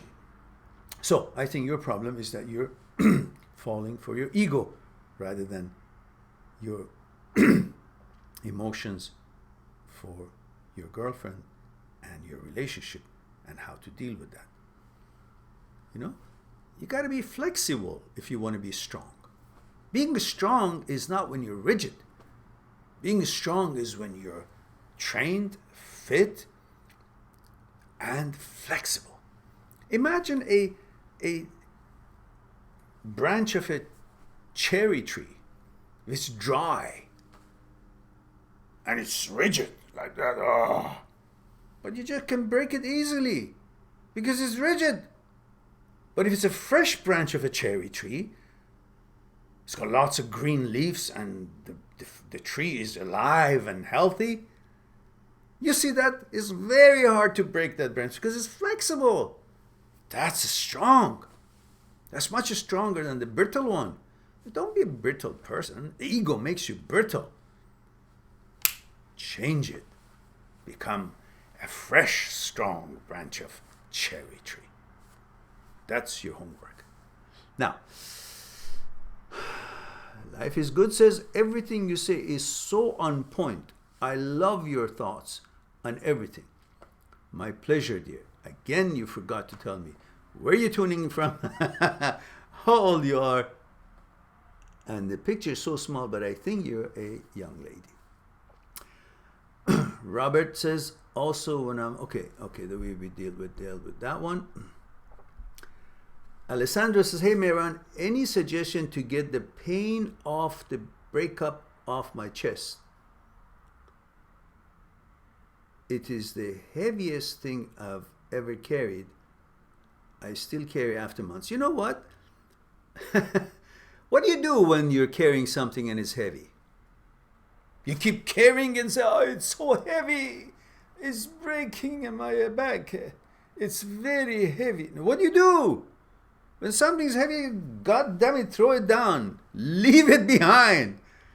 Move on. You're in a ship and it's sinking. It's not going. The wind cannot move it. It's so heavy. What do? You want to sink? Or you throw things overboard and make it light so it can move. You're an aircraft. You're a pilot of an aircraft. And it's turbulence. And whatever, it's heavy, too heavy. It cannot, the air pressure difference between the under the wing and over the wing is not high enough, big enough to keep it afloat, keep it up. It wants to fall. What do? You lighten it up, throw things out, and then it will fly. So if you're carrying something heavy, as you say, it's time to let it go. Say, I don't give a shit about whatever it was. I don't care. Why? Because that wasn't the only river that you could fish in it. That wasn't the only river you could drink out of it. That wasn't the only river you could plant seeds all around its shore. There are all other rivers and all other areas and all other opportunities. There are all other people out there that you can have a relationship with. As long as you hold on to this one, you cannot grab another one because your hands are busy holding on to this that no longer exists. What is with you guys that everybody is trying to hold on to things that they don't exist? Do you hold on to, God forbid, death of your father or your mother? It's a death. They're gone. You'll never see them again. I know. I lost my dad 6 years ago. And I know I can't see him on a daily basis the way I used to see him. But you all eventually understand and accept that. And then you focus on things that you need to do. You can't hold on even to your dad's having left this earth and yet also hold on to life. Your hands are full. Free your hand. I know it's a different situation, but it's a harder situation. If you can let go of a loved one that passed, you can bloody let go of some sucker that was your boyfriend. Who gives a shit? Or your girlfriend. I don't know who I was talking to about. You need to understand that it's not the end of the world. It was just another human being that you wanted to have intimacy with and you have some memories with, and that's it. It's not a God. It's not a deity. It's not the end of the world. It's not beginning of it either. It's part of the experience of life. Now move on and experience another and make that a better one. And if that didn't work, then do your best. But if it didn't work, move on to the next one. That's what life is all about. That's the way of the river. So, have a little bit of respect for yourself, Alessandro. And stop crying. Cry for your parents or such close loved ones, God forbid, if they ever leave this earth in the way we see them every day.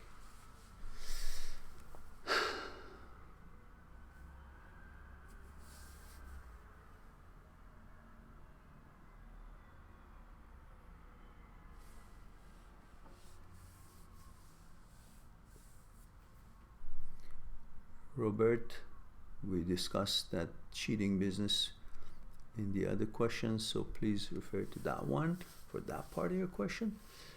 Kalani says, hello, aloha Kalani, mahalo. Good to hear from you. When I see you on here, I seem to feel a voice from home. Hawaii is my home, is my second home. I love Hawaii, especially Maui. I used to only know Oahu, but then when I visited Maui, I found something different there.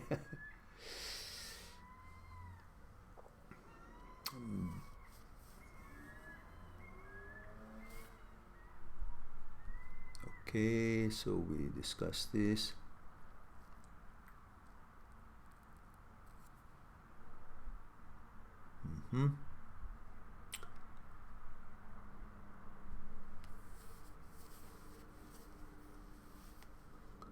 Andrea says, that's right, I don't know how to pick, and yes, I have this phobia.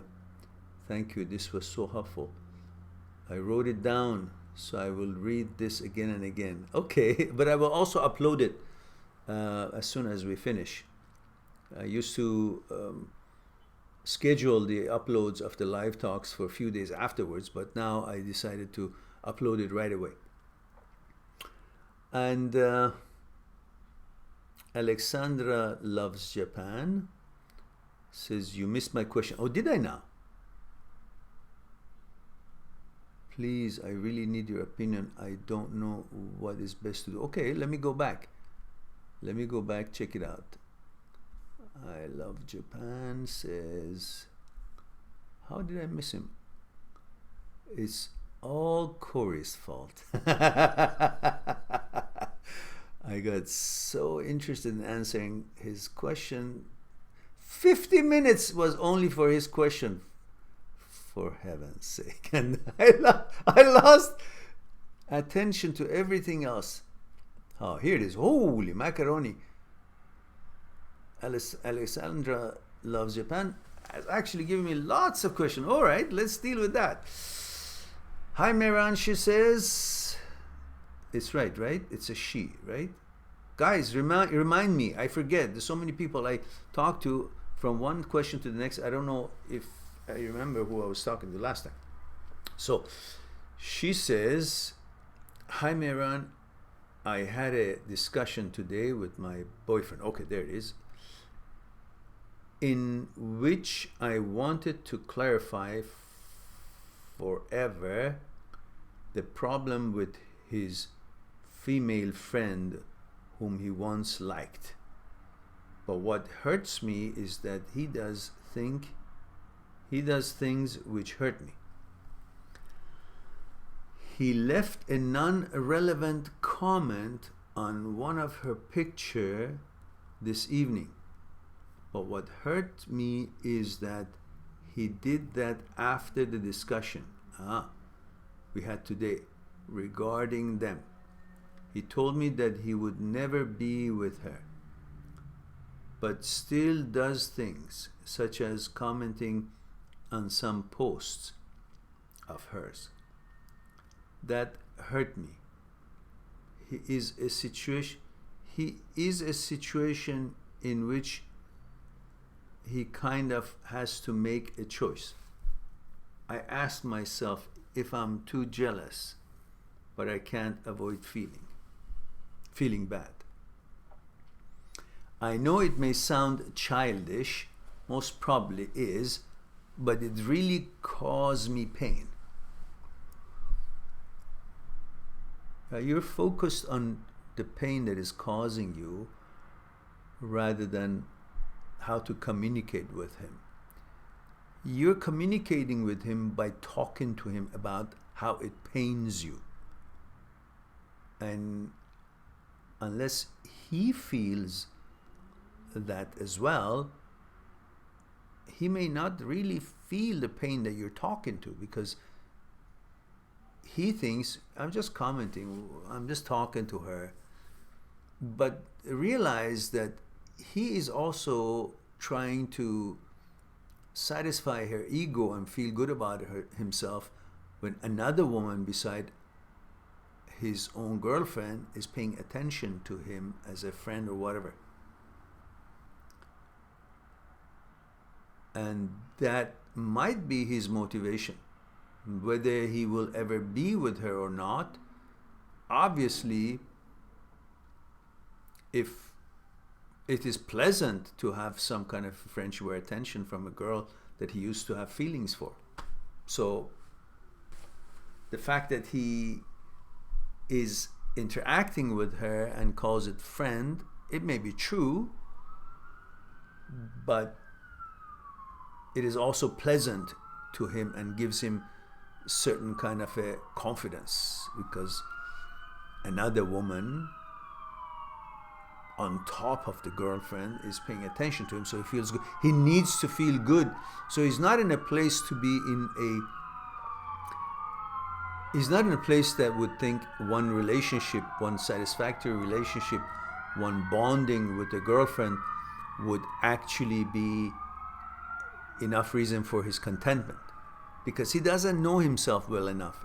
I don't know how old he is, and I forgot how old you are, but obviously he's not in a place where he's ready to pay attention to life and one relationship.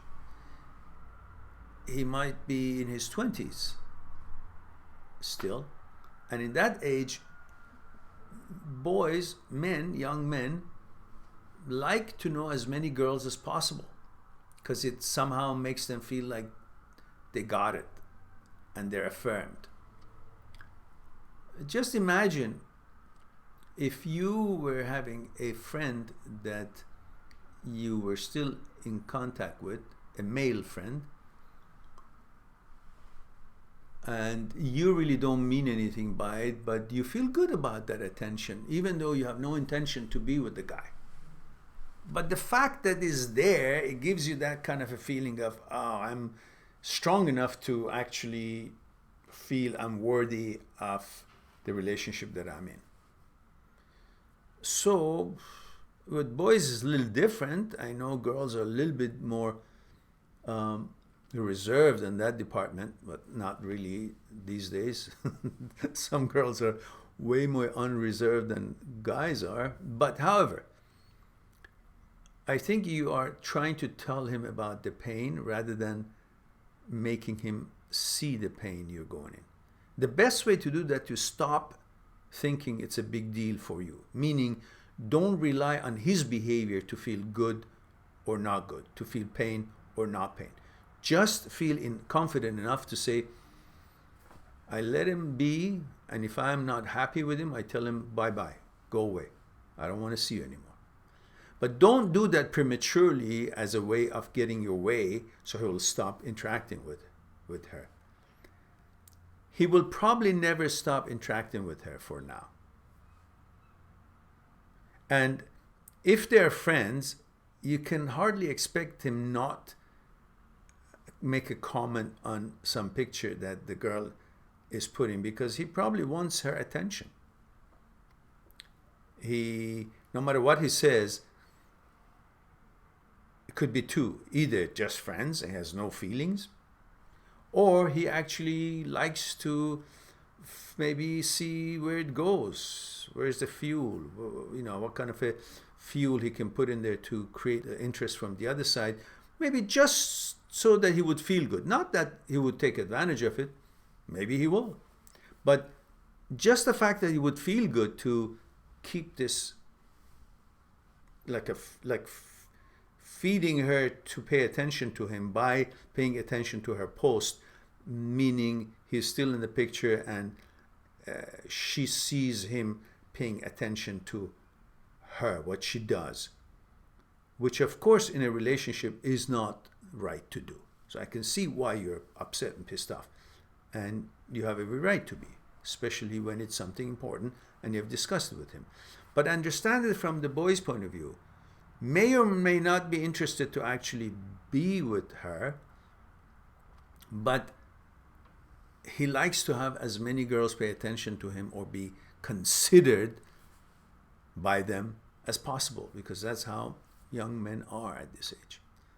And if it was the other way around, you would hardly, for you it would be a little difficult as well to stop, chatting up with that friend of yours, guy friend or whatever, or making comment on the Facebook stuff. So what I'm trying to say is that you just simply don't give a damn, and don't make your feeling good or bad dependent on his attention to the other girls or not. Just create an atmosphere in which he will see you don't give a shit, and that will cause you to go higher in his mind, because now he feels that he has the attention of that girl, but while you're okay with him, but he doesn't have your attention. Like he has lost that attention. You're not breaking up with him, and you're not being, stuck up or anything. You're not changing your mood, but you just don't give a shit about it. When he talks about her, says, listen, you're a friend with her, good for you. I'm not interested to hear about your friendship. So, unless you want me to also find other friends and talk about them, about them with you. So make it clear. Don't be nasty, but just say, hey, listen, I wouldn't mind talking about many things about our relationship or things that we like to do and we're interested.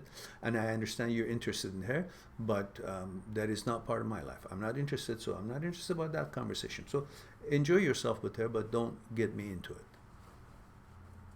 That's it. Now, let's watch a movie. That's a confidence. So he will see that, oh, the girl that he's paying attention definitely is been now expressed by you that she's nothing that you would worry about, which means that girl that he's paying attention to, her value and importance has just diminished because you just dubbed it that way. You just told him, I don't care, that's fine. I don't care, go ahead. And no longer that girl is more important than you in his mind, supposedly. In other words, no longer that girl is of any importance to him because he just realized that that girl has no importance in your mind, which makes that girl not having importance in his mind, and feels that you are far more important because you just played the higher hand, the moral high ground. You say, okay, go ahead and do the thing. I'm not concerned about that. And actually don't be. Don't be concerned about he leaves a comment or he talks to her or whatever. But every time he wants to talk to you about her, just say, look, I have no interest in that. And if you're really interested, you may go with her and I'll take my own path. But don't come and talk to me. You may be friend with her. But don't bring it as if something I should be interested in. There are lots of girls here and there. You can be interested in all of them. Suddenly things change. And that way you weren't being in a weak or whatever. You just simply said, don't say it in anger. Don't say it in an emotional way. Just say, I understand you're a boy and boy, don't call him a man. You're a boy and you like attention of the girls. You may.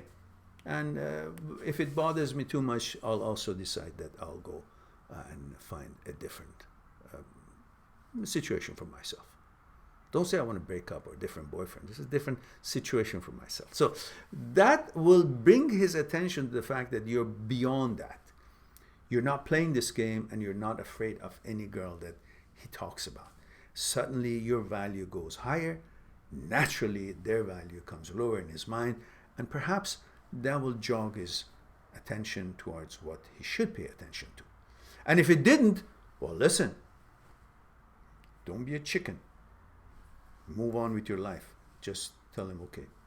If it got really, really bad, don't use that for any simple anger that you got. No, if it really like he cheats on you or something, just say, okay, get lost. Okay. I hope that is something that could be of pondering subject for you. Patrick says, hi Mehran. Hello Patrick. Hope all is well. Went through a very painful breakup. I'm afraid of my next relationship being worse and getting hurt more. How do I get a place to get to a place where I'm hopeful again in the people? Well, you don't need to get to a place. You just need to realize that what gets hurt after a relationship is what? What gets hurt? Can you guys make a comment here? What gets hurt after a relationship? What is it that gets hurt that you guys are so afraid? It's your image. Nothing else gets hurt. Nothing whatsoever comes off of you or diminishes from you. What gets hurt is the image that you had of yourself in your mind about you. And that image is changed every second depending on what you do in the day. Those images are there where the mind seeks refuge and security, safety in it. Mind seeks refuge in images, seeks safety and security in images, creates images. I go here, I'm driving a car, I have an image of a driver. I'm riding a horse, I have an image of a rider. I'm eating food, I'm having an image of a hungry person. I'm in school, I image a student or image a teacher. I'm with my mother or father, I have an image of a son, or in your case, daughter. These images are what houses your thoughts, your mind. Because as we talked about last time, mind doesn't have a home as everything else does in your body. And our life, our entity is made out of two parts, mind and body. The body is the physical entity that we use, the apparatus that we use to help mind experience life and take mind different places so it can see and explore and experience. And the thought is what mind produces. But unlike the body, where everything has its place, the fingers and the wrist and the nose and everything has a place in the body, has a physical place, the mind doesn't have a physical place in the body. Mind is all over it. And because it's all over, it has no home. It has no security. So it finds its security in an image. It says, okay, I'm a teacher now. So I'm collected here. That's where my home is. And in my book, Me, My Psyche, and I've explained in the chapter called Mind Needs a Home, it tells you exactly where the home for mind should be in the body. So mind and body both can be coordinated at the same place. Body here and mind here. Not that body here, mind all over the place. And that's why we become unfocused. We become fearful. Because it's not complete. It's not together. It's separated. We become fragmented more than what we are. But when we know where the mind should be focused, in the body, with the body, the harmony of it brings more power and more harmony and conflux with the energy of the nature and us. And we become one with the nature. First, one with ourselves, mind and body. Then, as a result, one with nature. Then we become more powerful as we become part of the whole. One with the whole. All one.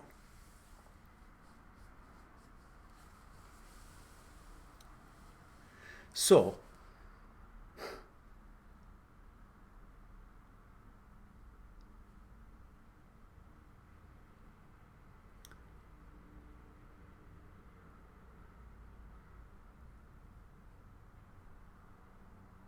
who was answering the questions to?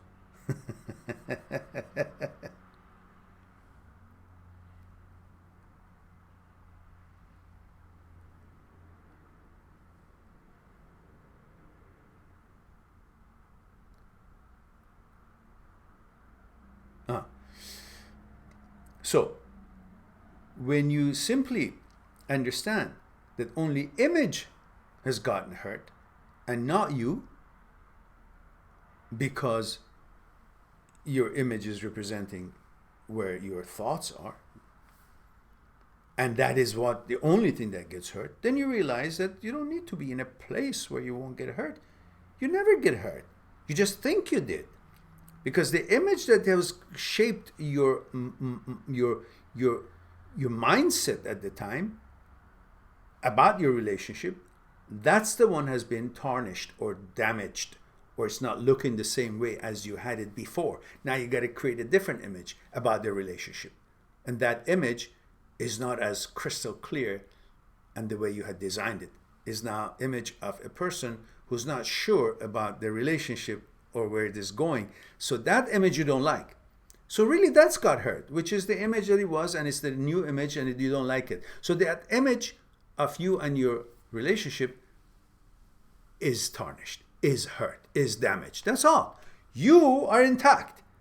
You, the image maker, is intact. You can make another image by having another relationship. So don't be afraid of it. You don't need to be a place so you won't be hurt. Just understand that you never get hurt. It's just the image that gets hurt. And that's based on all the emotions and times and pleasure and the things that we talked about. And because of that pleasure and desire for pleasure, and then pleasure through the relationship, and that's broken up and you don't have that pleasure, therefore you can't fulfill your desire to fluff your ego, then suddenly you think you're hurt. You're not hurt. You're still okay. Just move on and find another opportunity, another person. Very condensed, but the answer was in the last part of that long answer.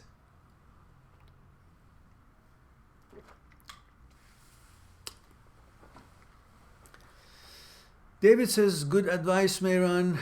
As the saying goes, most problems, if you give them enough time, and space will eventually wear themselves out. Age 23, location Dallas, Texas. I was just thinking about this today. Okay, David, glad that you enjoyed it.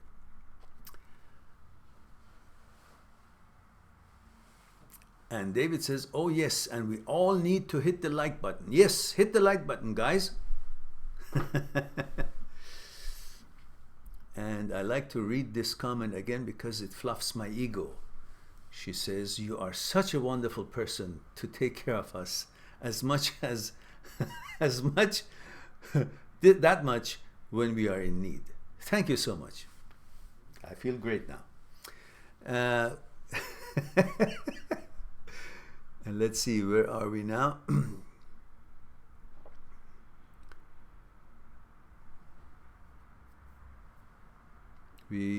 Last time we were down here, we answered Robert's. Yeah, we discussed that. And we discussed life is good as well. Oh yeah, that's worthy of reading as well. She says, everything you say is so on point. I love your thoughts on everything. Thank you.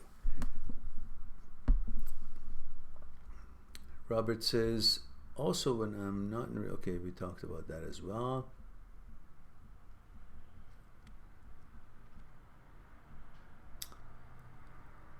Alessandro says, Mehran, any suggestion to get the pain off the breakup? Oh, okay, we discussed that as well. Oh, we discussed lots of things then.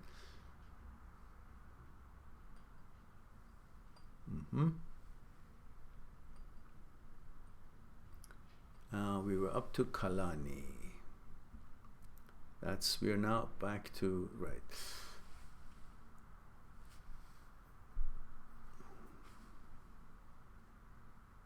Okay, no, we also answered Black Hat's question. And all right, it's 26 female, we answered that as well. Okay. Okay, I see. That's where we were when we broke down. I mean, I noticed that I hadn't answered Alejandro's. Alexandro loves Japan. That's why. She said, missed my question, we went back. Okay, now we're back in there. Excalibur says, hola, Mehran. Oh, hola, Excalibur. You're here. Just passing by. Looks like team last. Yeah, you're just out of the ball game now. Forget last. Patrick says, me too. I think it jumps to the new ones. It jumps. Okay, what happened? Looks like a team lesson. Okay, Patrick, I didn't get your question. Maybe I lost half of it. Black Hat says, I'm male, 30 years old, from Argentina. She's 33. Okay. Thank you so much, Mehran. He says, I would be delighted to be your promotional manager. Okay. Okay, then get busy. Share the videos that you like on your social media and promote the site, mindthatseekstruth.com, in case you don't know it, and go on and then promote it with your friends and so on. Make a fuss out of it, guys. Let people know. And Corey says, what kind of tea is that? Looks tasty. Yeah, it does, actually. It's what was it? it's cranberry juice, unsweetened cranberry juice with no artificial, nothing in it, just cranberry juice, sour like hell, I guess, and crystal powdered beet root from Germany. So instead of squeezing the beet and getting fresh juice out of it, these are all crystallized, just as good. I just scoop it, no sugar, no nothing, all it is pure. One big scoop in this much of cranberry juice in it, this much, and then one scoop of that, and hot water, the rest. It's something. It's pretty good. Kalani said you look good. Ah, mahalo. Thank you. Rolling on says, hello Mehran, hope you're doing well. I am doing what I can do right now. We got hundreds of questions today, and that's wonderful. I mean, from the number of questions, when I look at it, I think there are like 500 people here, but there's just under 20. You can see the urgency of me sharing the videos and promoting the channel and getting more subscribers and so on and so forth. So, Excalibur says, okay, Mehran, me and my GF are currently in a fight. Which round? Round 10 or just beginning? And we are not talking. Okay. Not talking is good for a bit. Cools both of you down to settle down in your consciousness and reflect and see how you could handle it better, possibly. Both are probably thinking about the same thing. We had this before, and I talked to her first after a week because it was my fault, and she was very happy that I did. But this time, it's definitely not my fault, and I'm not talking first, okay? Should I just move on, or what do you think? Move on where? Well, you got 500 girls waiting for you? Is that what you're saying, move on? What are you moving on to? Moving on is like without having really resolved the issue or tried enough to see if it works or if it doesn't, is like a temper tantrum. I didn't get what I want, so I'm moving. Just like, you know, when you are upset and you leave the room. I didn't get what I want, as that satisfaction in this conversation, I'm leaving room. You discuss and see where it goes. If you're not talking, what's about moving on? Moving on where it's a threat. Moving on is like you can't have a patient to have this figured out. So you want it answered now. You want to satisfy your ego. You want to say, I mean, so I'm going to go. I'm going to go. I'm going to leave town. It's a reaction. It's a temper tantrum. It's an objection, not a solution. So, if you want to move on, try first, discuss things, get over this, and move on based on that this is not working when we are focusing on our consciousness even. And if we don't have enough things in common, we can't really resolve things. And we want to start with somebody else and go through the same shit and then do the same thing over and over. We just don't think we can go further in a relationship when it hits this part. And if I go to another relationship, every time that it hits this part, I'm going to again try from the beginning with somebody else because I don't have an understanding of how I can get over this. That means my abilities in a relationship is only up to this part. This problem, when it exists, that's the time I move on. Because the moving on doesn't mean a solution. Moving on means I can't solve this. I don't have the expertise. Well, hang in there and get the expertise if it's worth it. And talk to her the way we're talking here. Let her understand that you cannot build a happy and strong relationship by satisfying each other's ego on your own. You want to satisfy your ego, she wants to satisfy her ego. I'm right, I'm right. How much does this I'm right recognition of I'm right worth it? How much? What does it get you? Does it pay the rent? Does it make you more educated? Does it make you feel like you can fly? What? It's a bloody ego that has gotten all of us in pursuit of satisfying it. Master ego, let me just mess up my whole life just so that you will feel fluffed. Yeah, there would be a point that you said, the hell with it. You, ego, listen to what I say, not me following what you want me to do through your desires and get me through jumping all the hoops just so you will feel good. Who the heck are you? I am the center. Me. Ego, you're part of me. You comply. I'm not going to be listening to you. But if your center is so weak that you need some stuff like, you know, these glitters that you put on yourself to look better, but you really haven't gone to the gym, don't eat healthy, and you don't really are not fit the way you should be, but you put all these clothes and bells and whistles and you look tough and fit with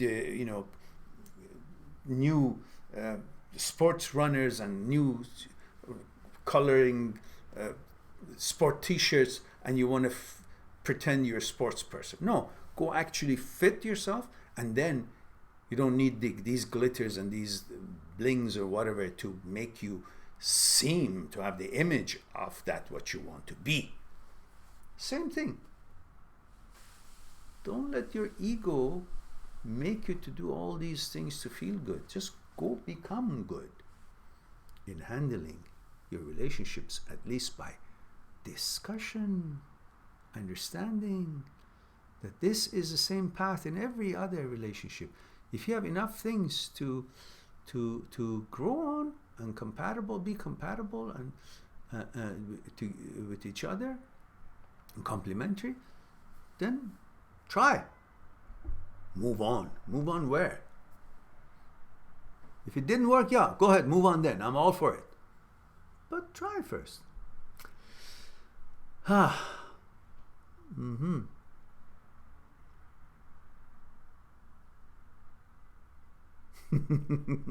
Okay then. So you know it. Olga. Dobre diem. Or dobre vice. Kako stila, Olga. Hello, Mehran, she says. Hello, dear. I feel like I have many questions, but I'm so late again. 2 hours talk today. Great. Oh my goodness, it is true. It's over 2 hours. Well, Olga, when I uploaded within the next half an hour, whenever I finished our questions, I will stop the present questions that I have left here. Then you can watch it, because I will upload it right away. Excalibur says, well, she just called me, Mehran, saying she misses the hell out of me. Is this the universe playing games on me? Not playing games. You just didn't have enough patience. She's reasonable, obviously. So go be nice to her. Kalani says, aloha to you too.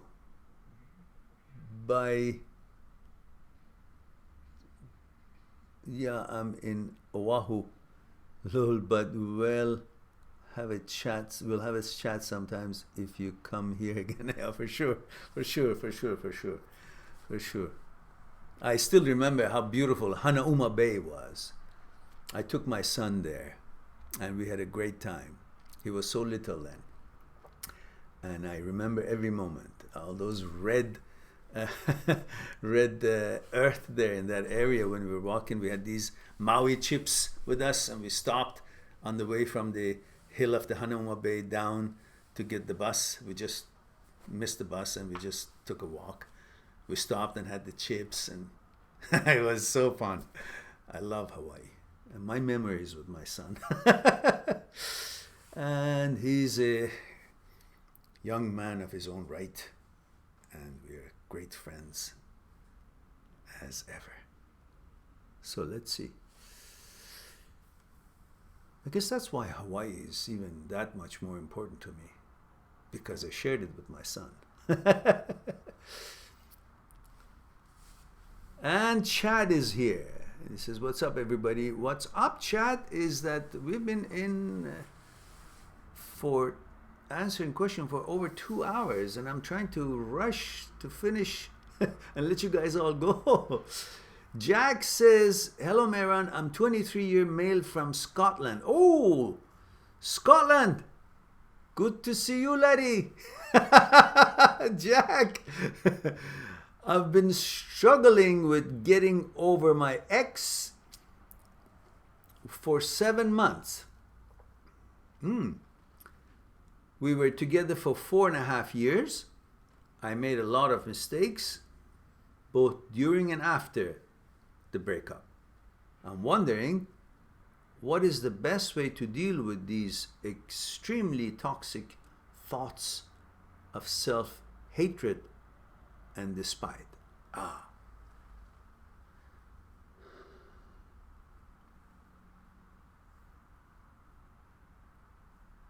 If you have a motorcycle that gets you from point A to point E, it's the only way of your commute. It's the only way of getting around. And while you're going from this place to that place, it breaks down a few times. The brake doesn't work all that good. Doesn't change gear proper. Stops and turns off in the middle of the street often, and you keep having to fix it. So, do you hate that motorcycle? Because that's the only thing that still, as much problem as it has, and it has caused, even though you took good care of it, and you made sure it has enough tune-up and all that, but something, I don't know, some reason, maybe it just doesn't hold those maintenances so well. It keeps falling back to its problem, has made all these mistakes and caused all these troubles for you when you're trying to go from one place to another. Do you hate that motorcycle? Or do you realize that it's the only thing that actually gets you around? What are you going to choose? You're going to hate it, or you're not going to hate it? Why are you going to hate it, and why are you not going to hate it? Well, you're going to hate it because of the things it puts you through. So you hate yourself because of the mistakes you've made. But without this motorcycle, you can't get anywhere, even fix those problems of the motorcycle.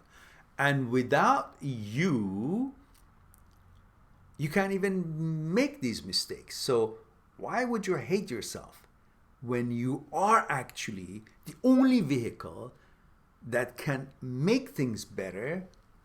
And by hating yourself, you can't really fix the problem in you. First, you got to start loving yourself. Say, I love myself. Once you actually really believe you love yourself, then you start doing the right things, because you say, by doing wrong things, I'm going to hate myself. And I don't want to hate myself. I love myself. So you make sure and focus more to make right decisions, better decisions. You know, it's no different than what and how most parents treat their children, and they should be really aware of it. You know, we learned when you speak or say something, or you face something, your children especially, the gestures you make, they all have a certain energy that they transfer outwardly, and it affects them, whether you say a word with them or not. And when you use your gestures and the words together, even stronger. So when you want a child who is doing wrong things, or being mischievous, or causing trouble, or have done something bad, if you want the child to learn a lesson, you shouldn't be shaking your finger at him or her and say, you're a bad boy. Because that itself, the bad boy and the energy coming out of your fingertips, out of your entity, is expressing and delivering the negative energy and the idea that he or she is bad. Because you see, you're a bad boy. What are you doing? You're instilling dislike and characterization of that child that he understands is to understand that he's bad. So if you do that and he understands and he's told that he's bad, what do you think he's going to do? He's going to do more bad things because he now believes he's bad. I was just told by my father, you're a bad boy. So bad boy does bad things. That's the beginning of it. What do you have to do? You instead extend love, good energy, and you say to the child, you're a good boy. And good boys don't do things like this. With the smile, with the energy, and the energy that is coming out of your finger and the words is telling him who he is. Whatever you tell the child, that's what the child thinks, that's what he or she is. So you're supposed to say, you're a good boy. Good boys don't do things like this. The boy consciousness understand he's good.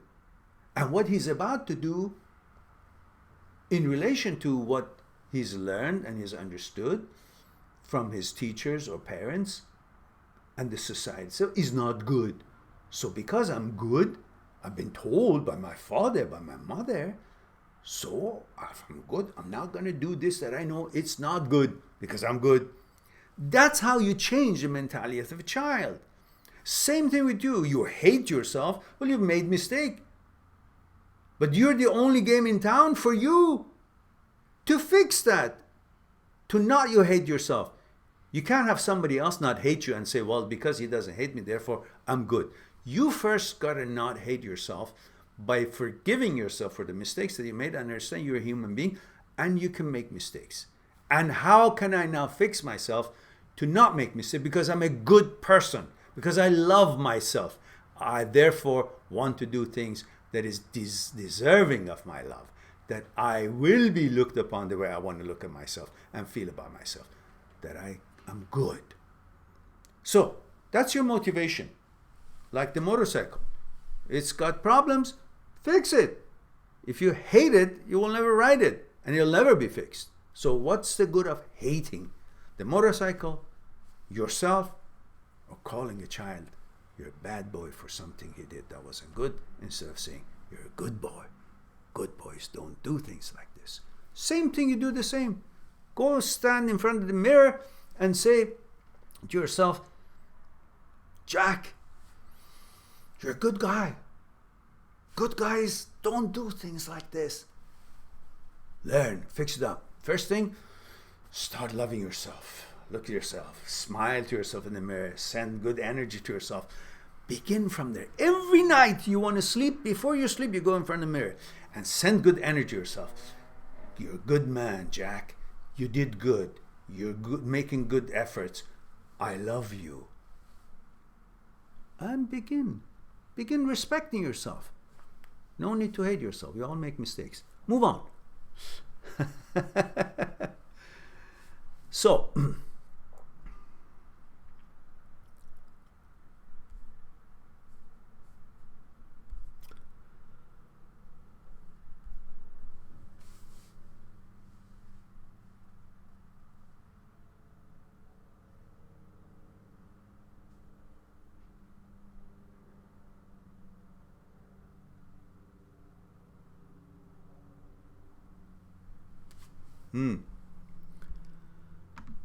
So Jack says,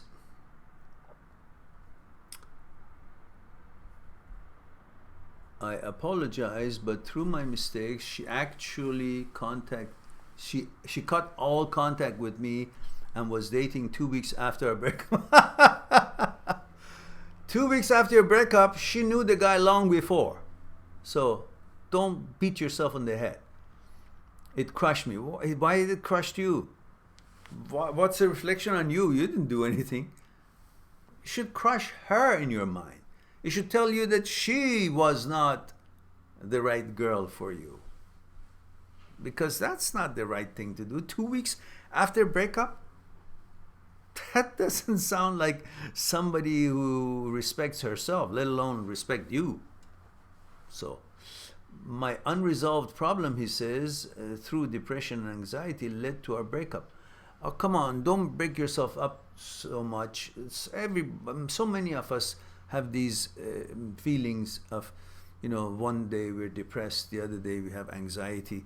It's part of life. I'm sure that you discuss with your physician if that is something that concerns you, because I'm not a doctor, I'm not a physician, I'm not a psychologist, so therefore I cannot, I don't want to discuss things that I'm not qualified for.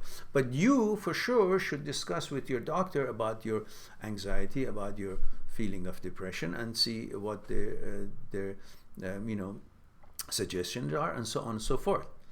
However, regardless of that, that has nothing to do, you're not responsible for the behavior and the quality that she has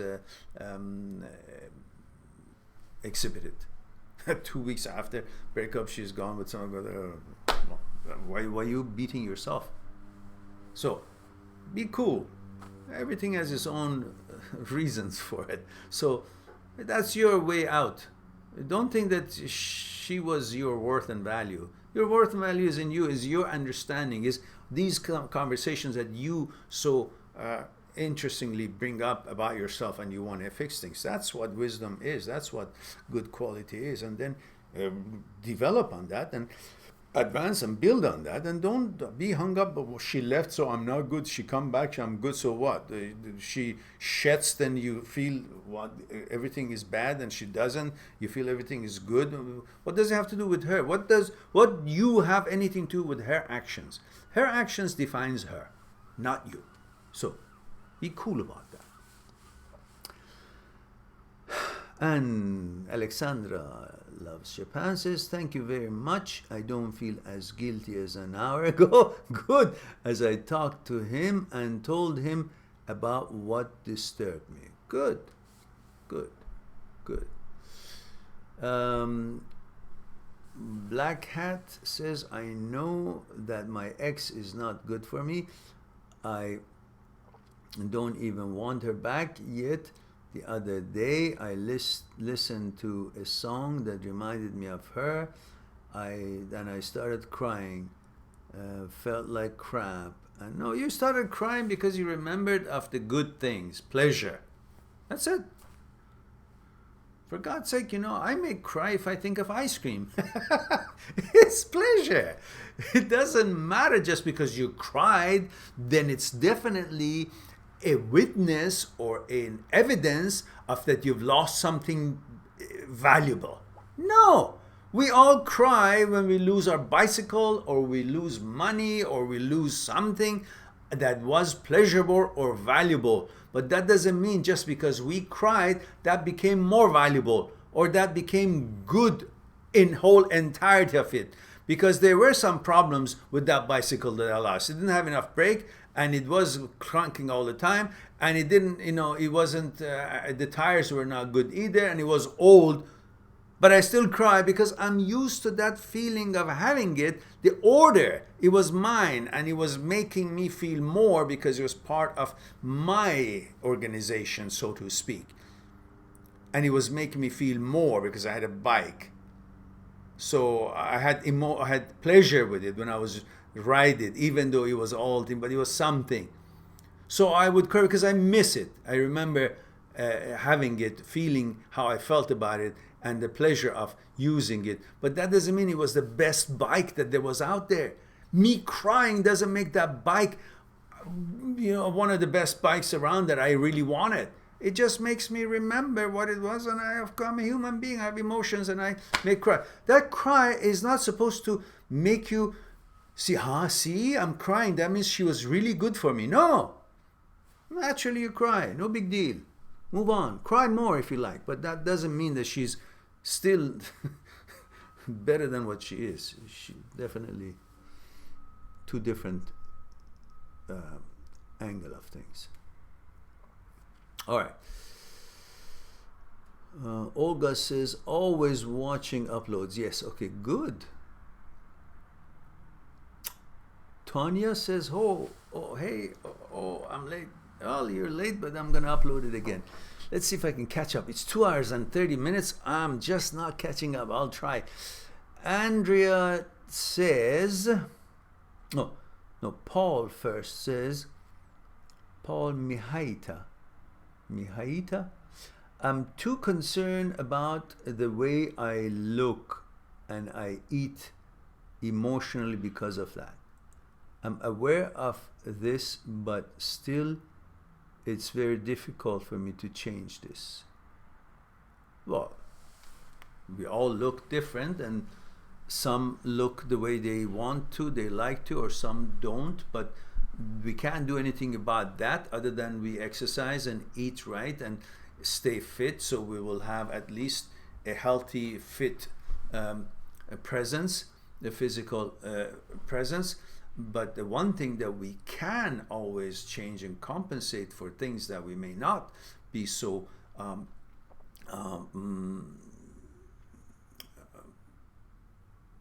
expecting from the way we are is our consciousness. You can elevate your energy level, your consciousness, your understanding through your interaction with people and with the people that you see in daily life. You will elevate yourself far beyond how you may have looked or would have preferred to look. You know, they say it's true when you look at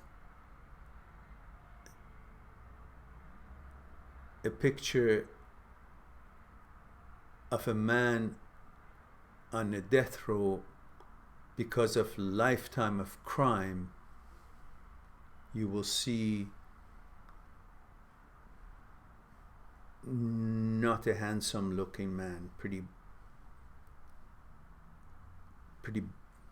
possibly bad looking. But you look at the same man when he was very young, before the life of crime started, you will see such a handsome, refined looking man. This person, as handsome as he was, did not become the way he looks when he was after a lifetime of crime by nature. It changed the way he looked because of what activities and what lifestyle, what energy he was exuding and receiving and was swimming in.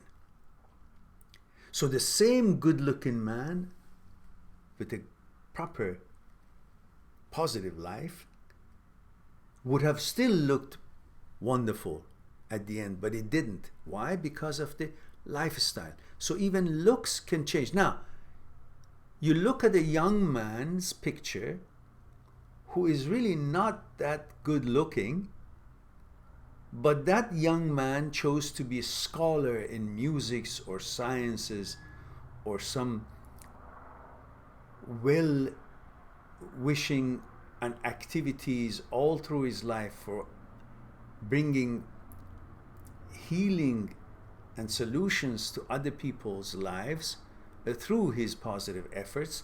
And you can see that not so good looking picture of a person at his old age, because of long positive lifestyle and a helpful lifestyle, he looks so handsome and distinguished. So the way you behave and live and act and react is really what changes the looks that we may or may not like at one time or another. That all can change with the way we live and we act and react with life and treat ourselves and our thoughts and our mind and others. The energy that we exchange with the universe, with the nature. That not so good looking man turned very good looking because of a lifelong of good deeds and well-wishing and lifestyle of positivity, bringing healing and solutions to people and to the world. And the other way, a good-looking man, because a lifetime of crime, at the end of his life, looked very ugly. So what you're discussing, it really is irrelevant, because what really attracts people is just for a second you maybe, look as good as whatever, but right after that, if you cannot back it up with your behavior, that good looks doesn't show anymore. And on the other side, if you look the way you think is average or not so good, but the behavior and lifestyle, the energy you exude, it touches people in such a way that they want to be friends with you, and suddenly you look so wonderful to them. So it's not really all about just the physical entity that we have. We are made out of mind and body, not just body. So don't count on this body to be your only ace in your sleeve.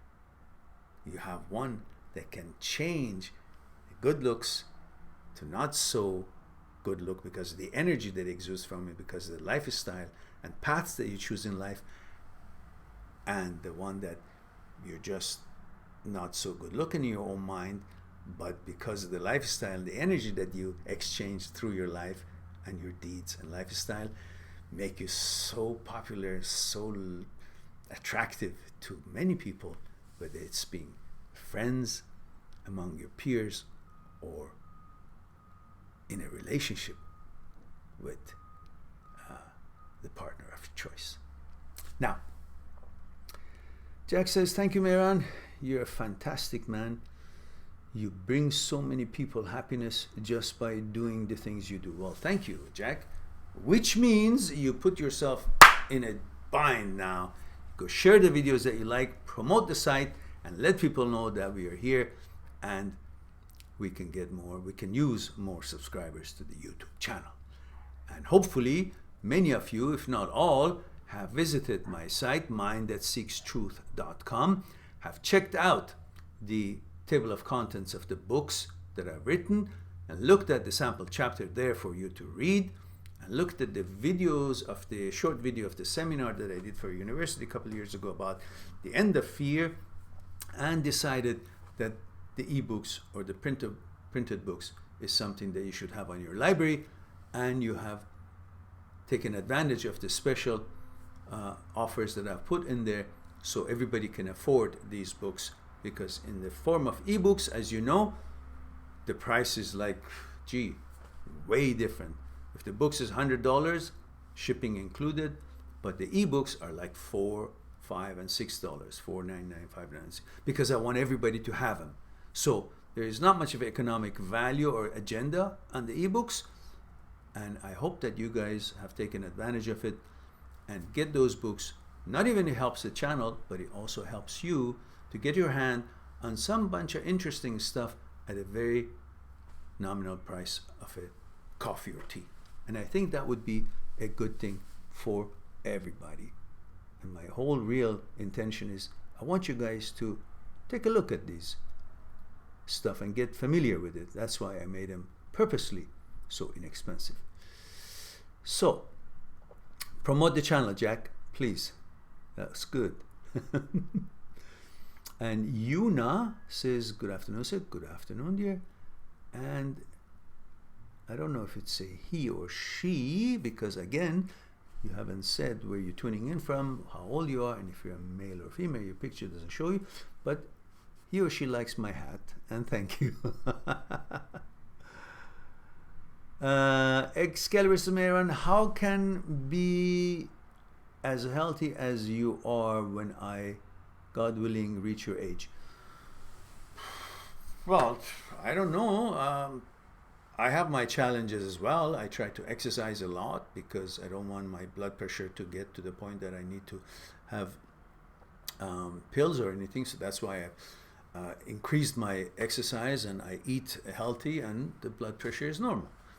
I had a bit of a cholesterol 2 years ago, and for a year I was really careful, more careful, and exercise and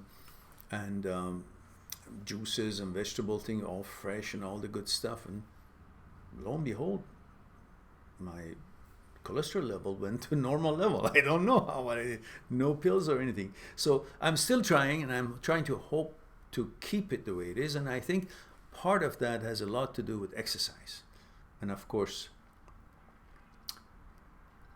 meaning well, having good intention for life, caring, being genuinely good without intention of malice for anything will also help. And the fact that will result when you look into the picture, to the mirror, you will see someone that you thoroughly know. You know what that person in the mirror has done and been all about. You're proud of his life and his achievements or behavior or interaction and decisions in life, and you quickly come to realization and the conclusion that it's a good person. I love you because of the way you have been. And that's a good feeling that nobody can give you but you and the mirror, because you know exactly that you deserve it. So having these good intentions and feeling the way you should feel about yourself in a good place will also give you more encouragement and good energy when you look at yourself in the mirror. And if you can do that, then that means you're on the right track. So maybe that helps. And yes, holy shit, it's almost 3 hours, but I have to answer everybody's question. And Yuna says, I wonder if you're married.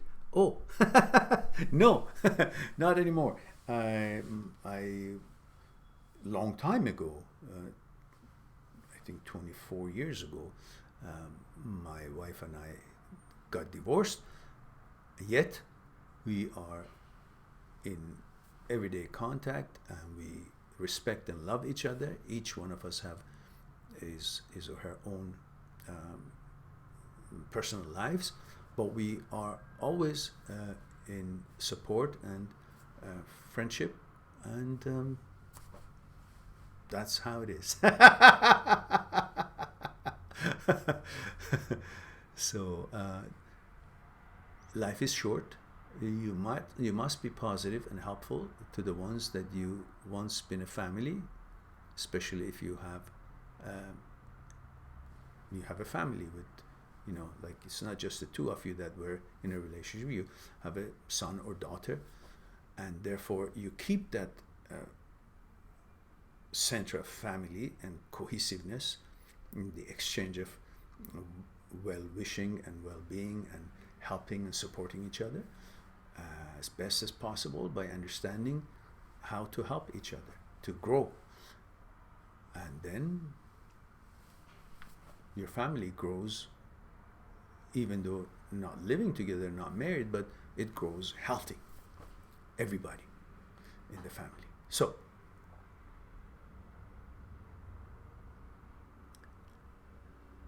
So guys, it looks to me that I have answered everybody's question. We caught up with everybody's question, and there is no questions left here that I can see.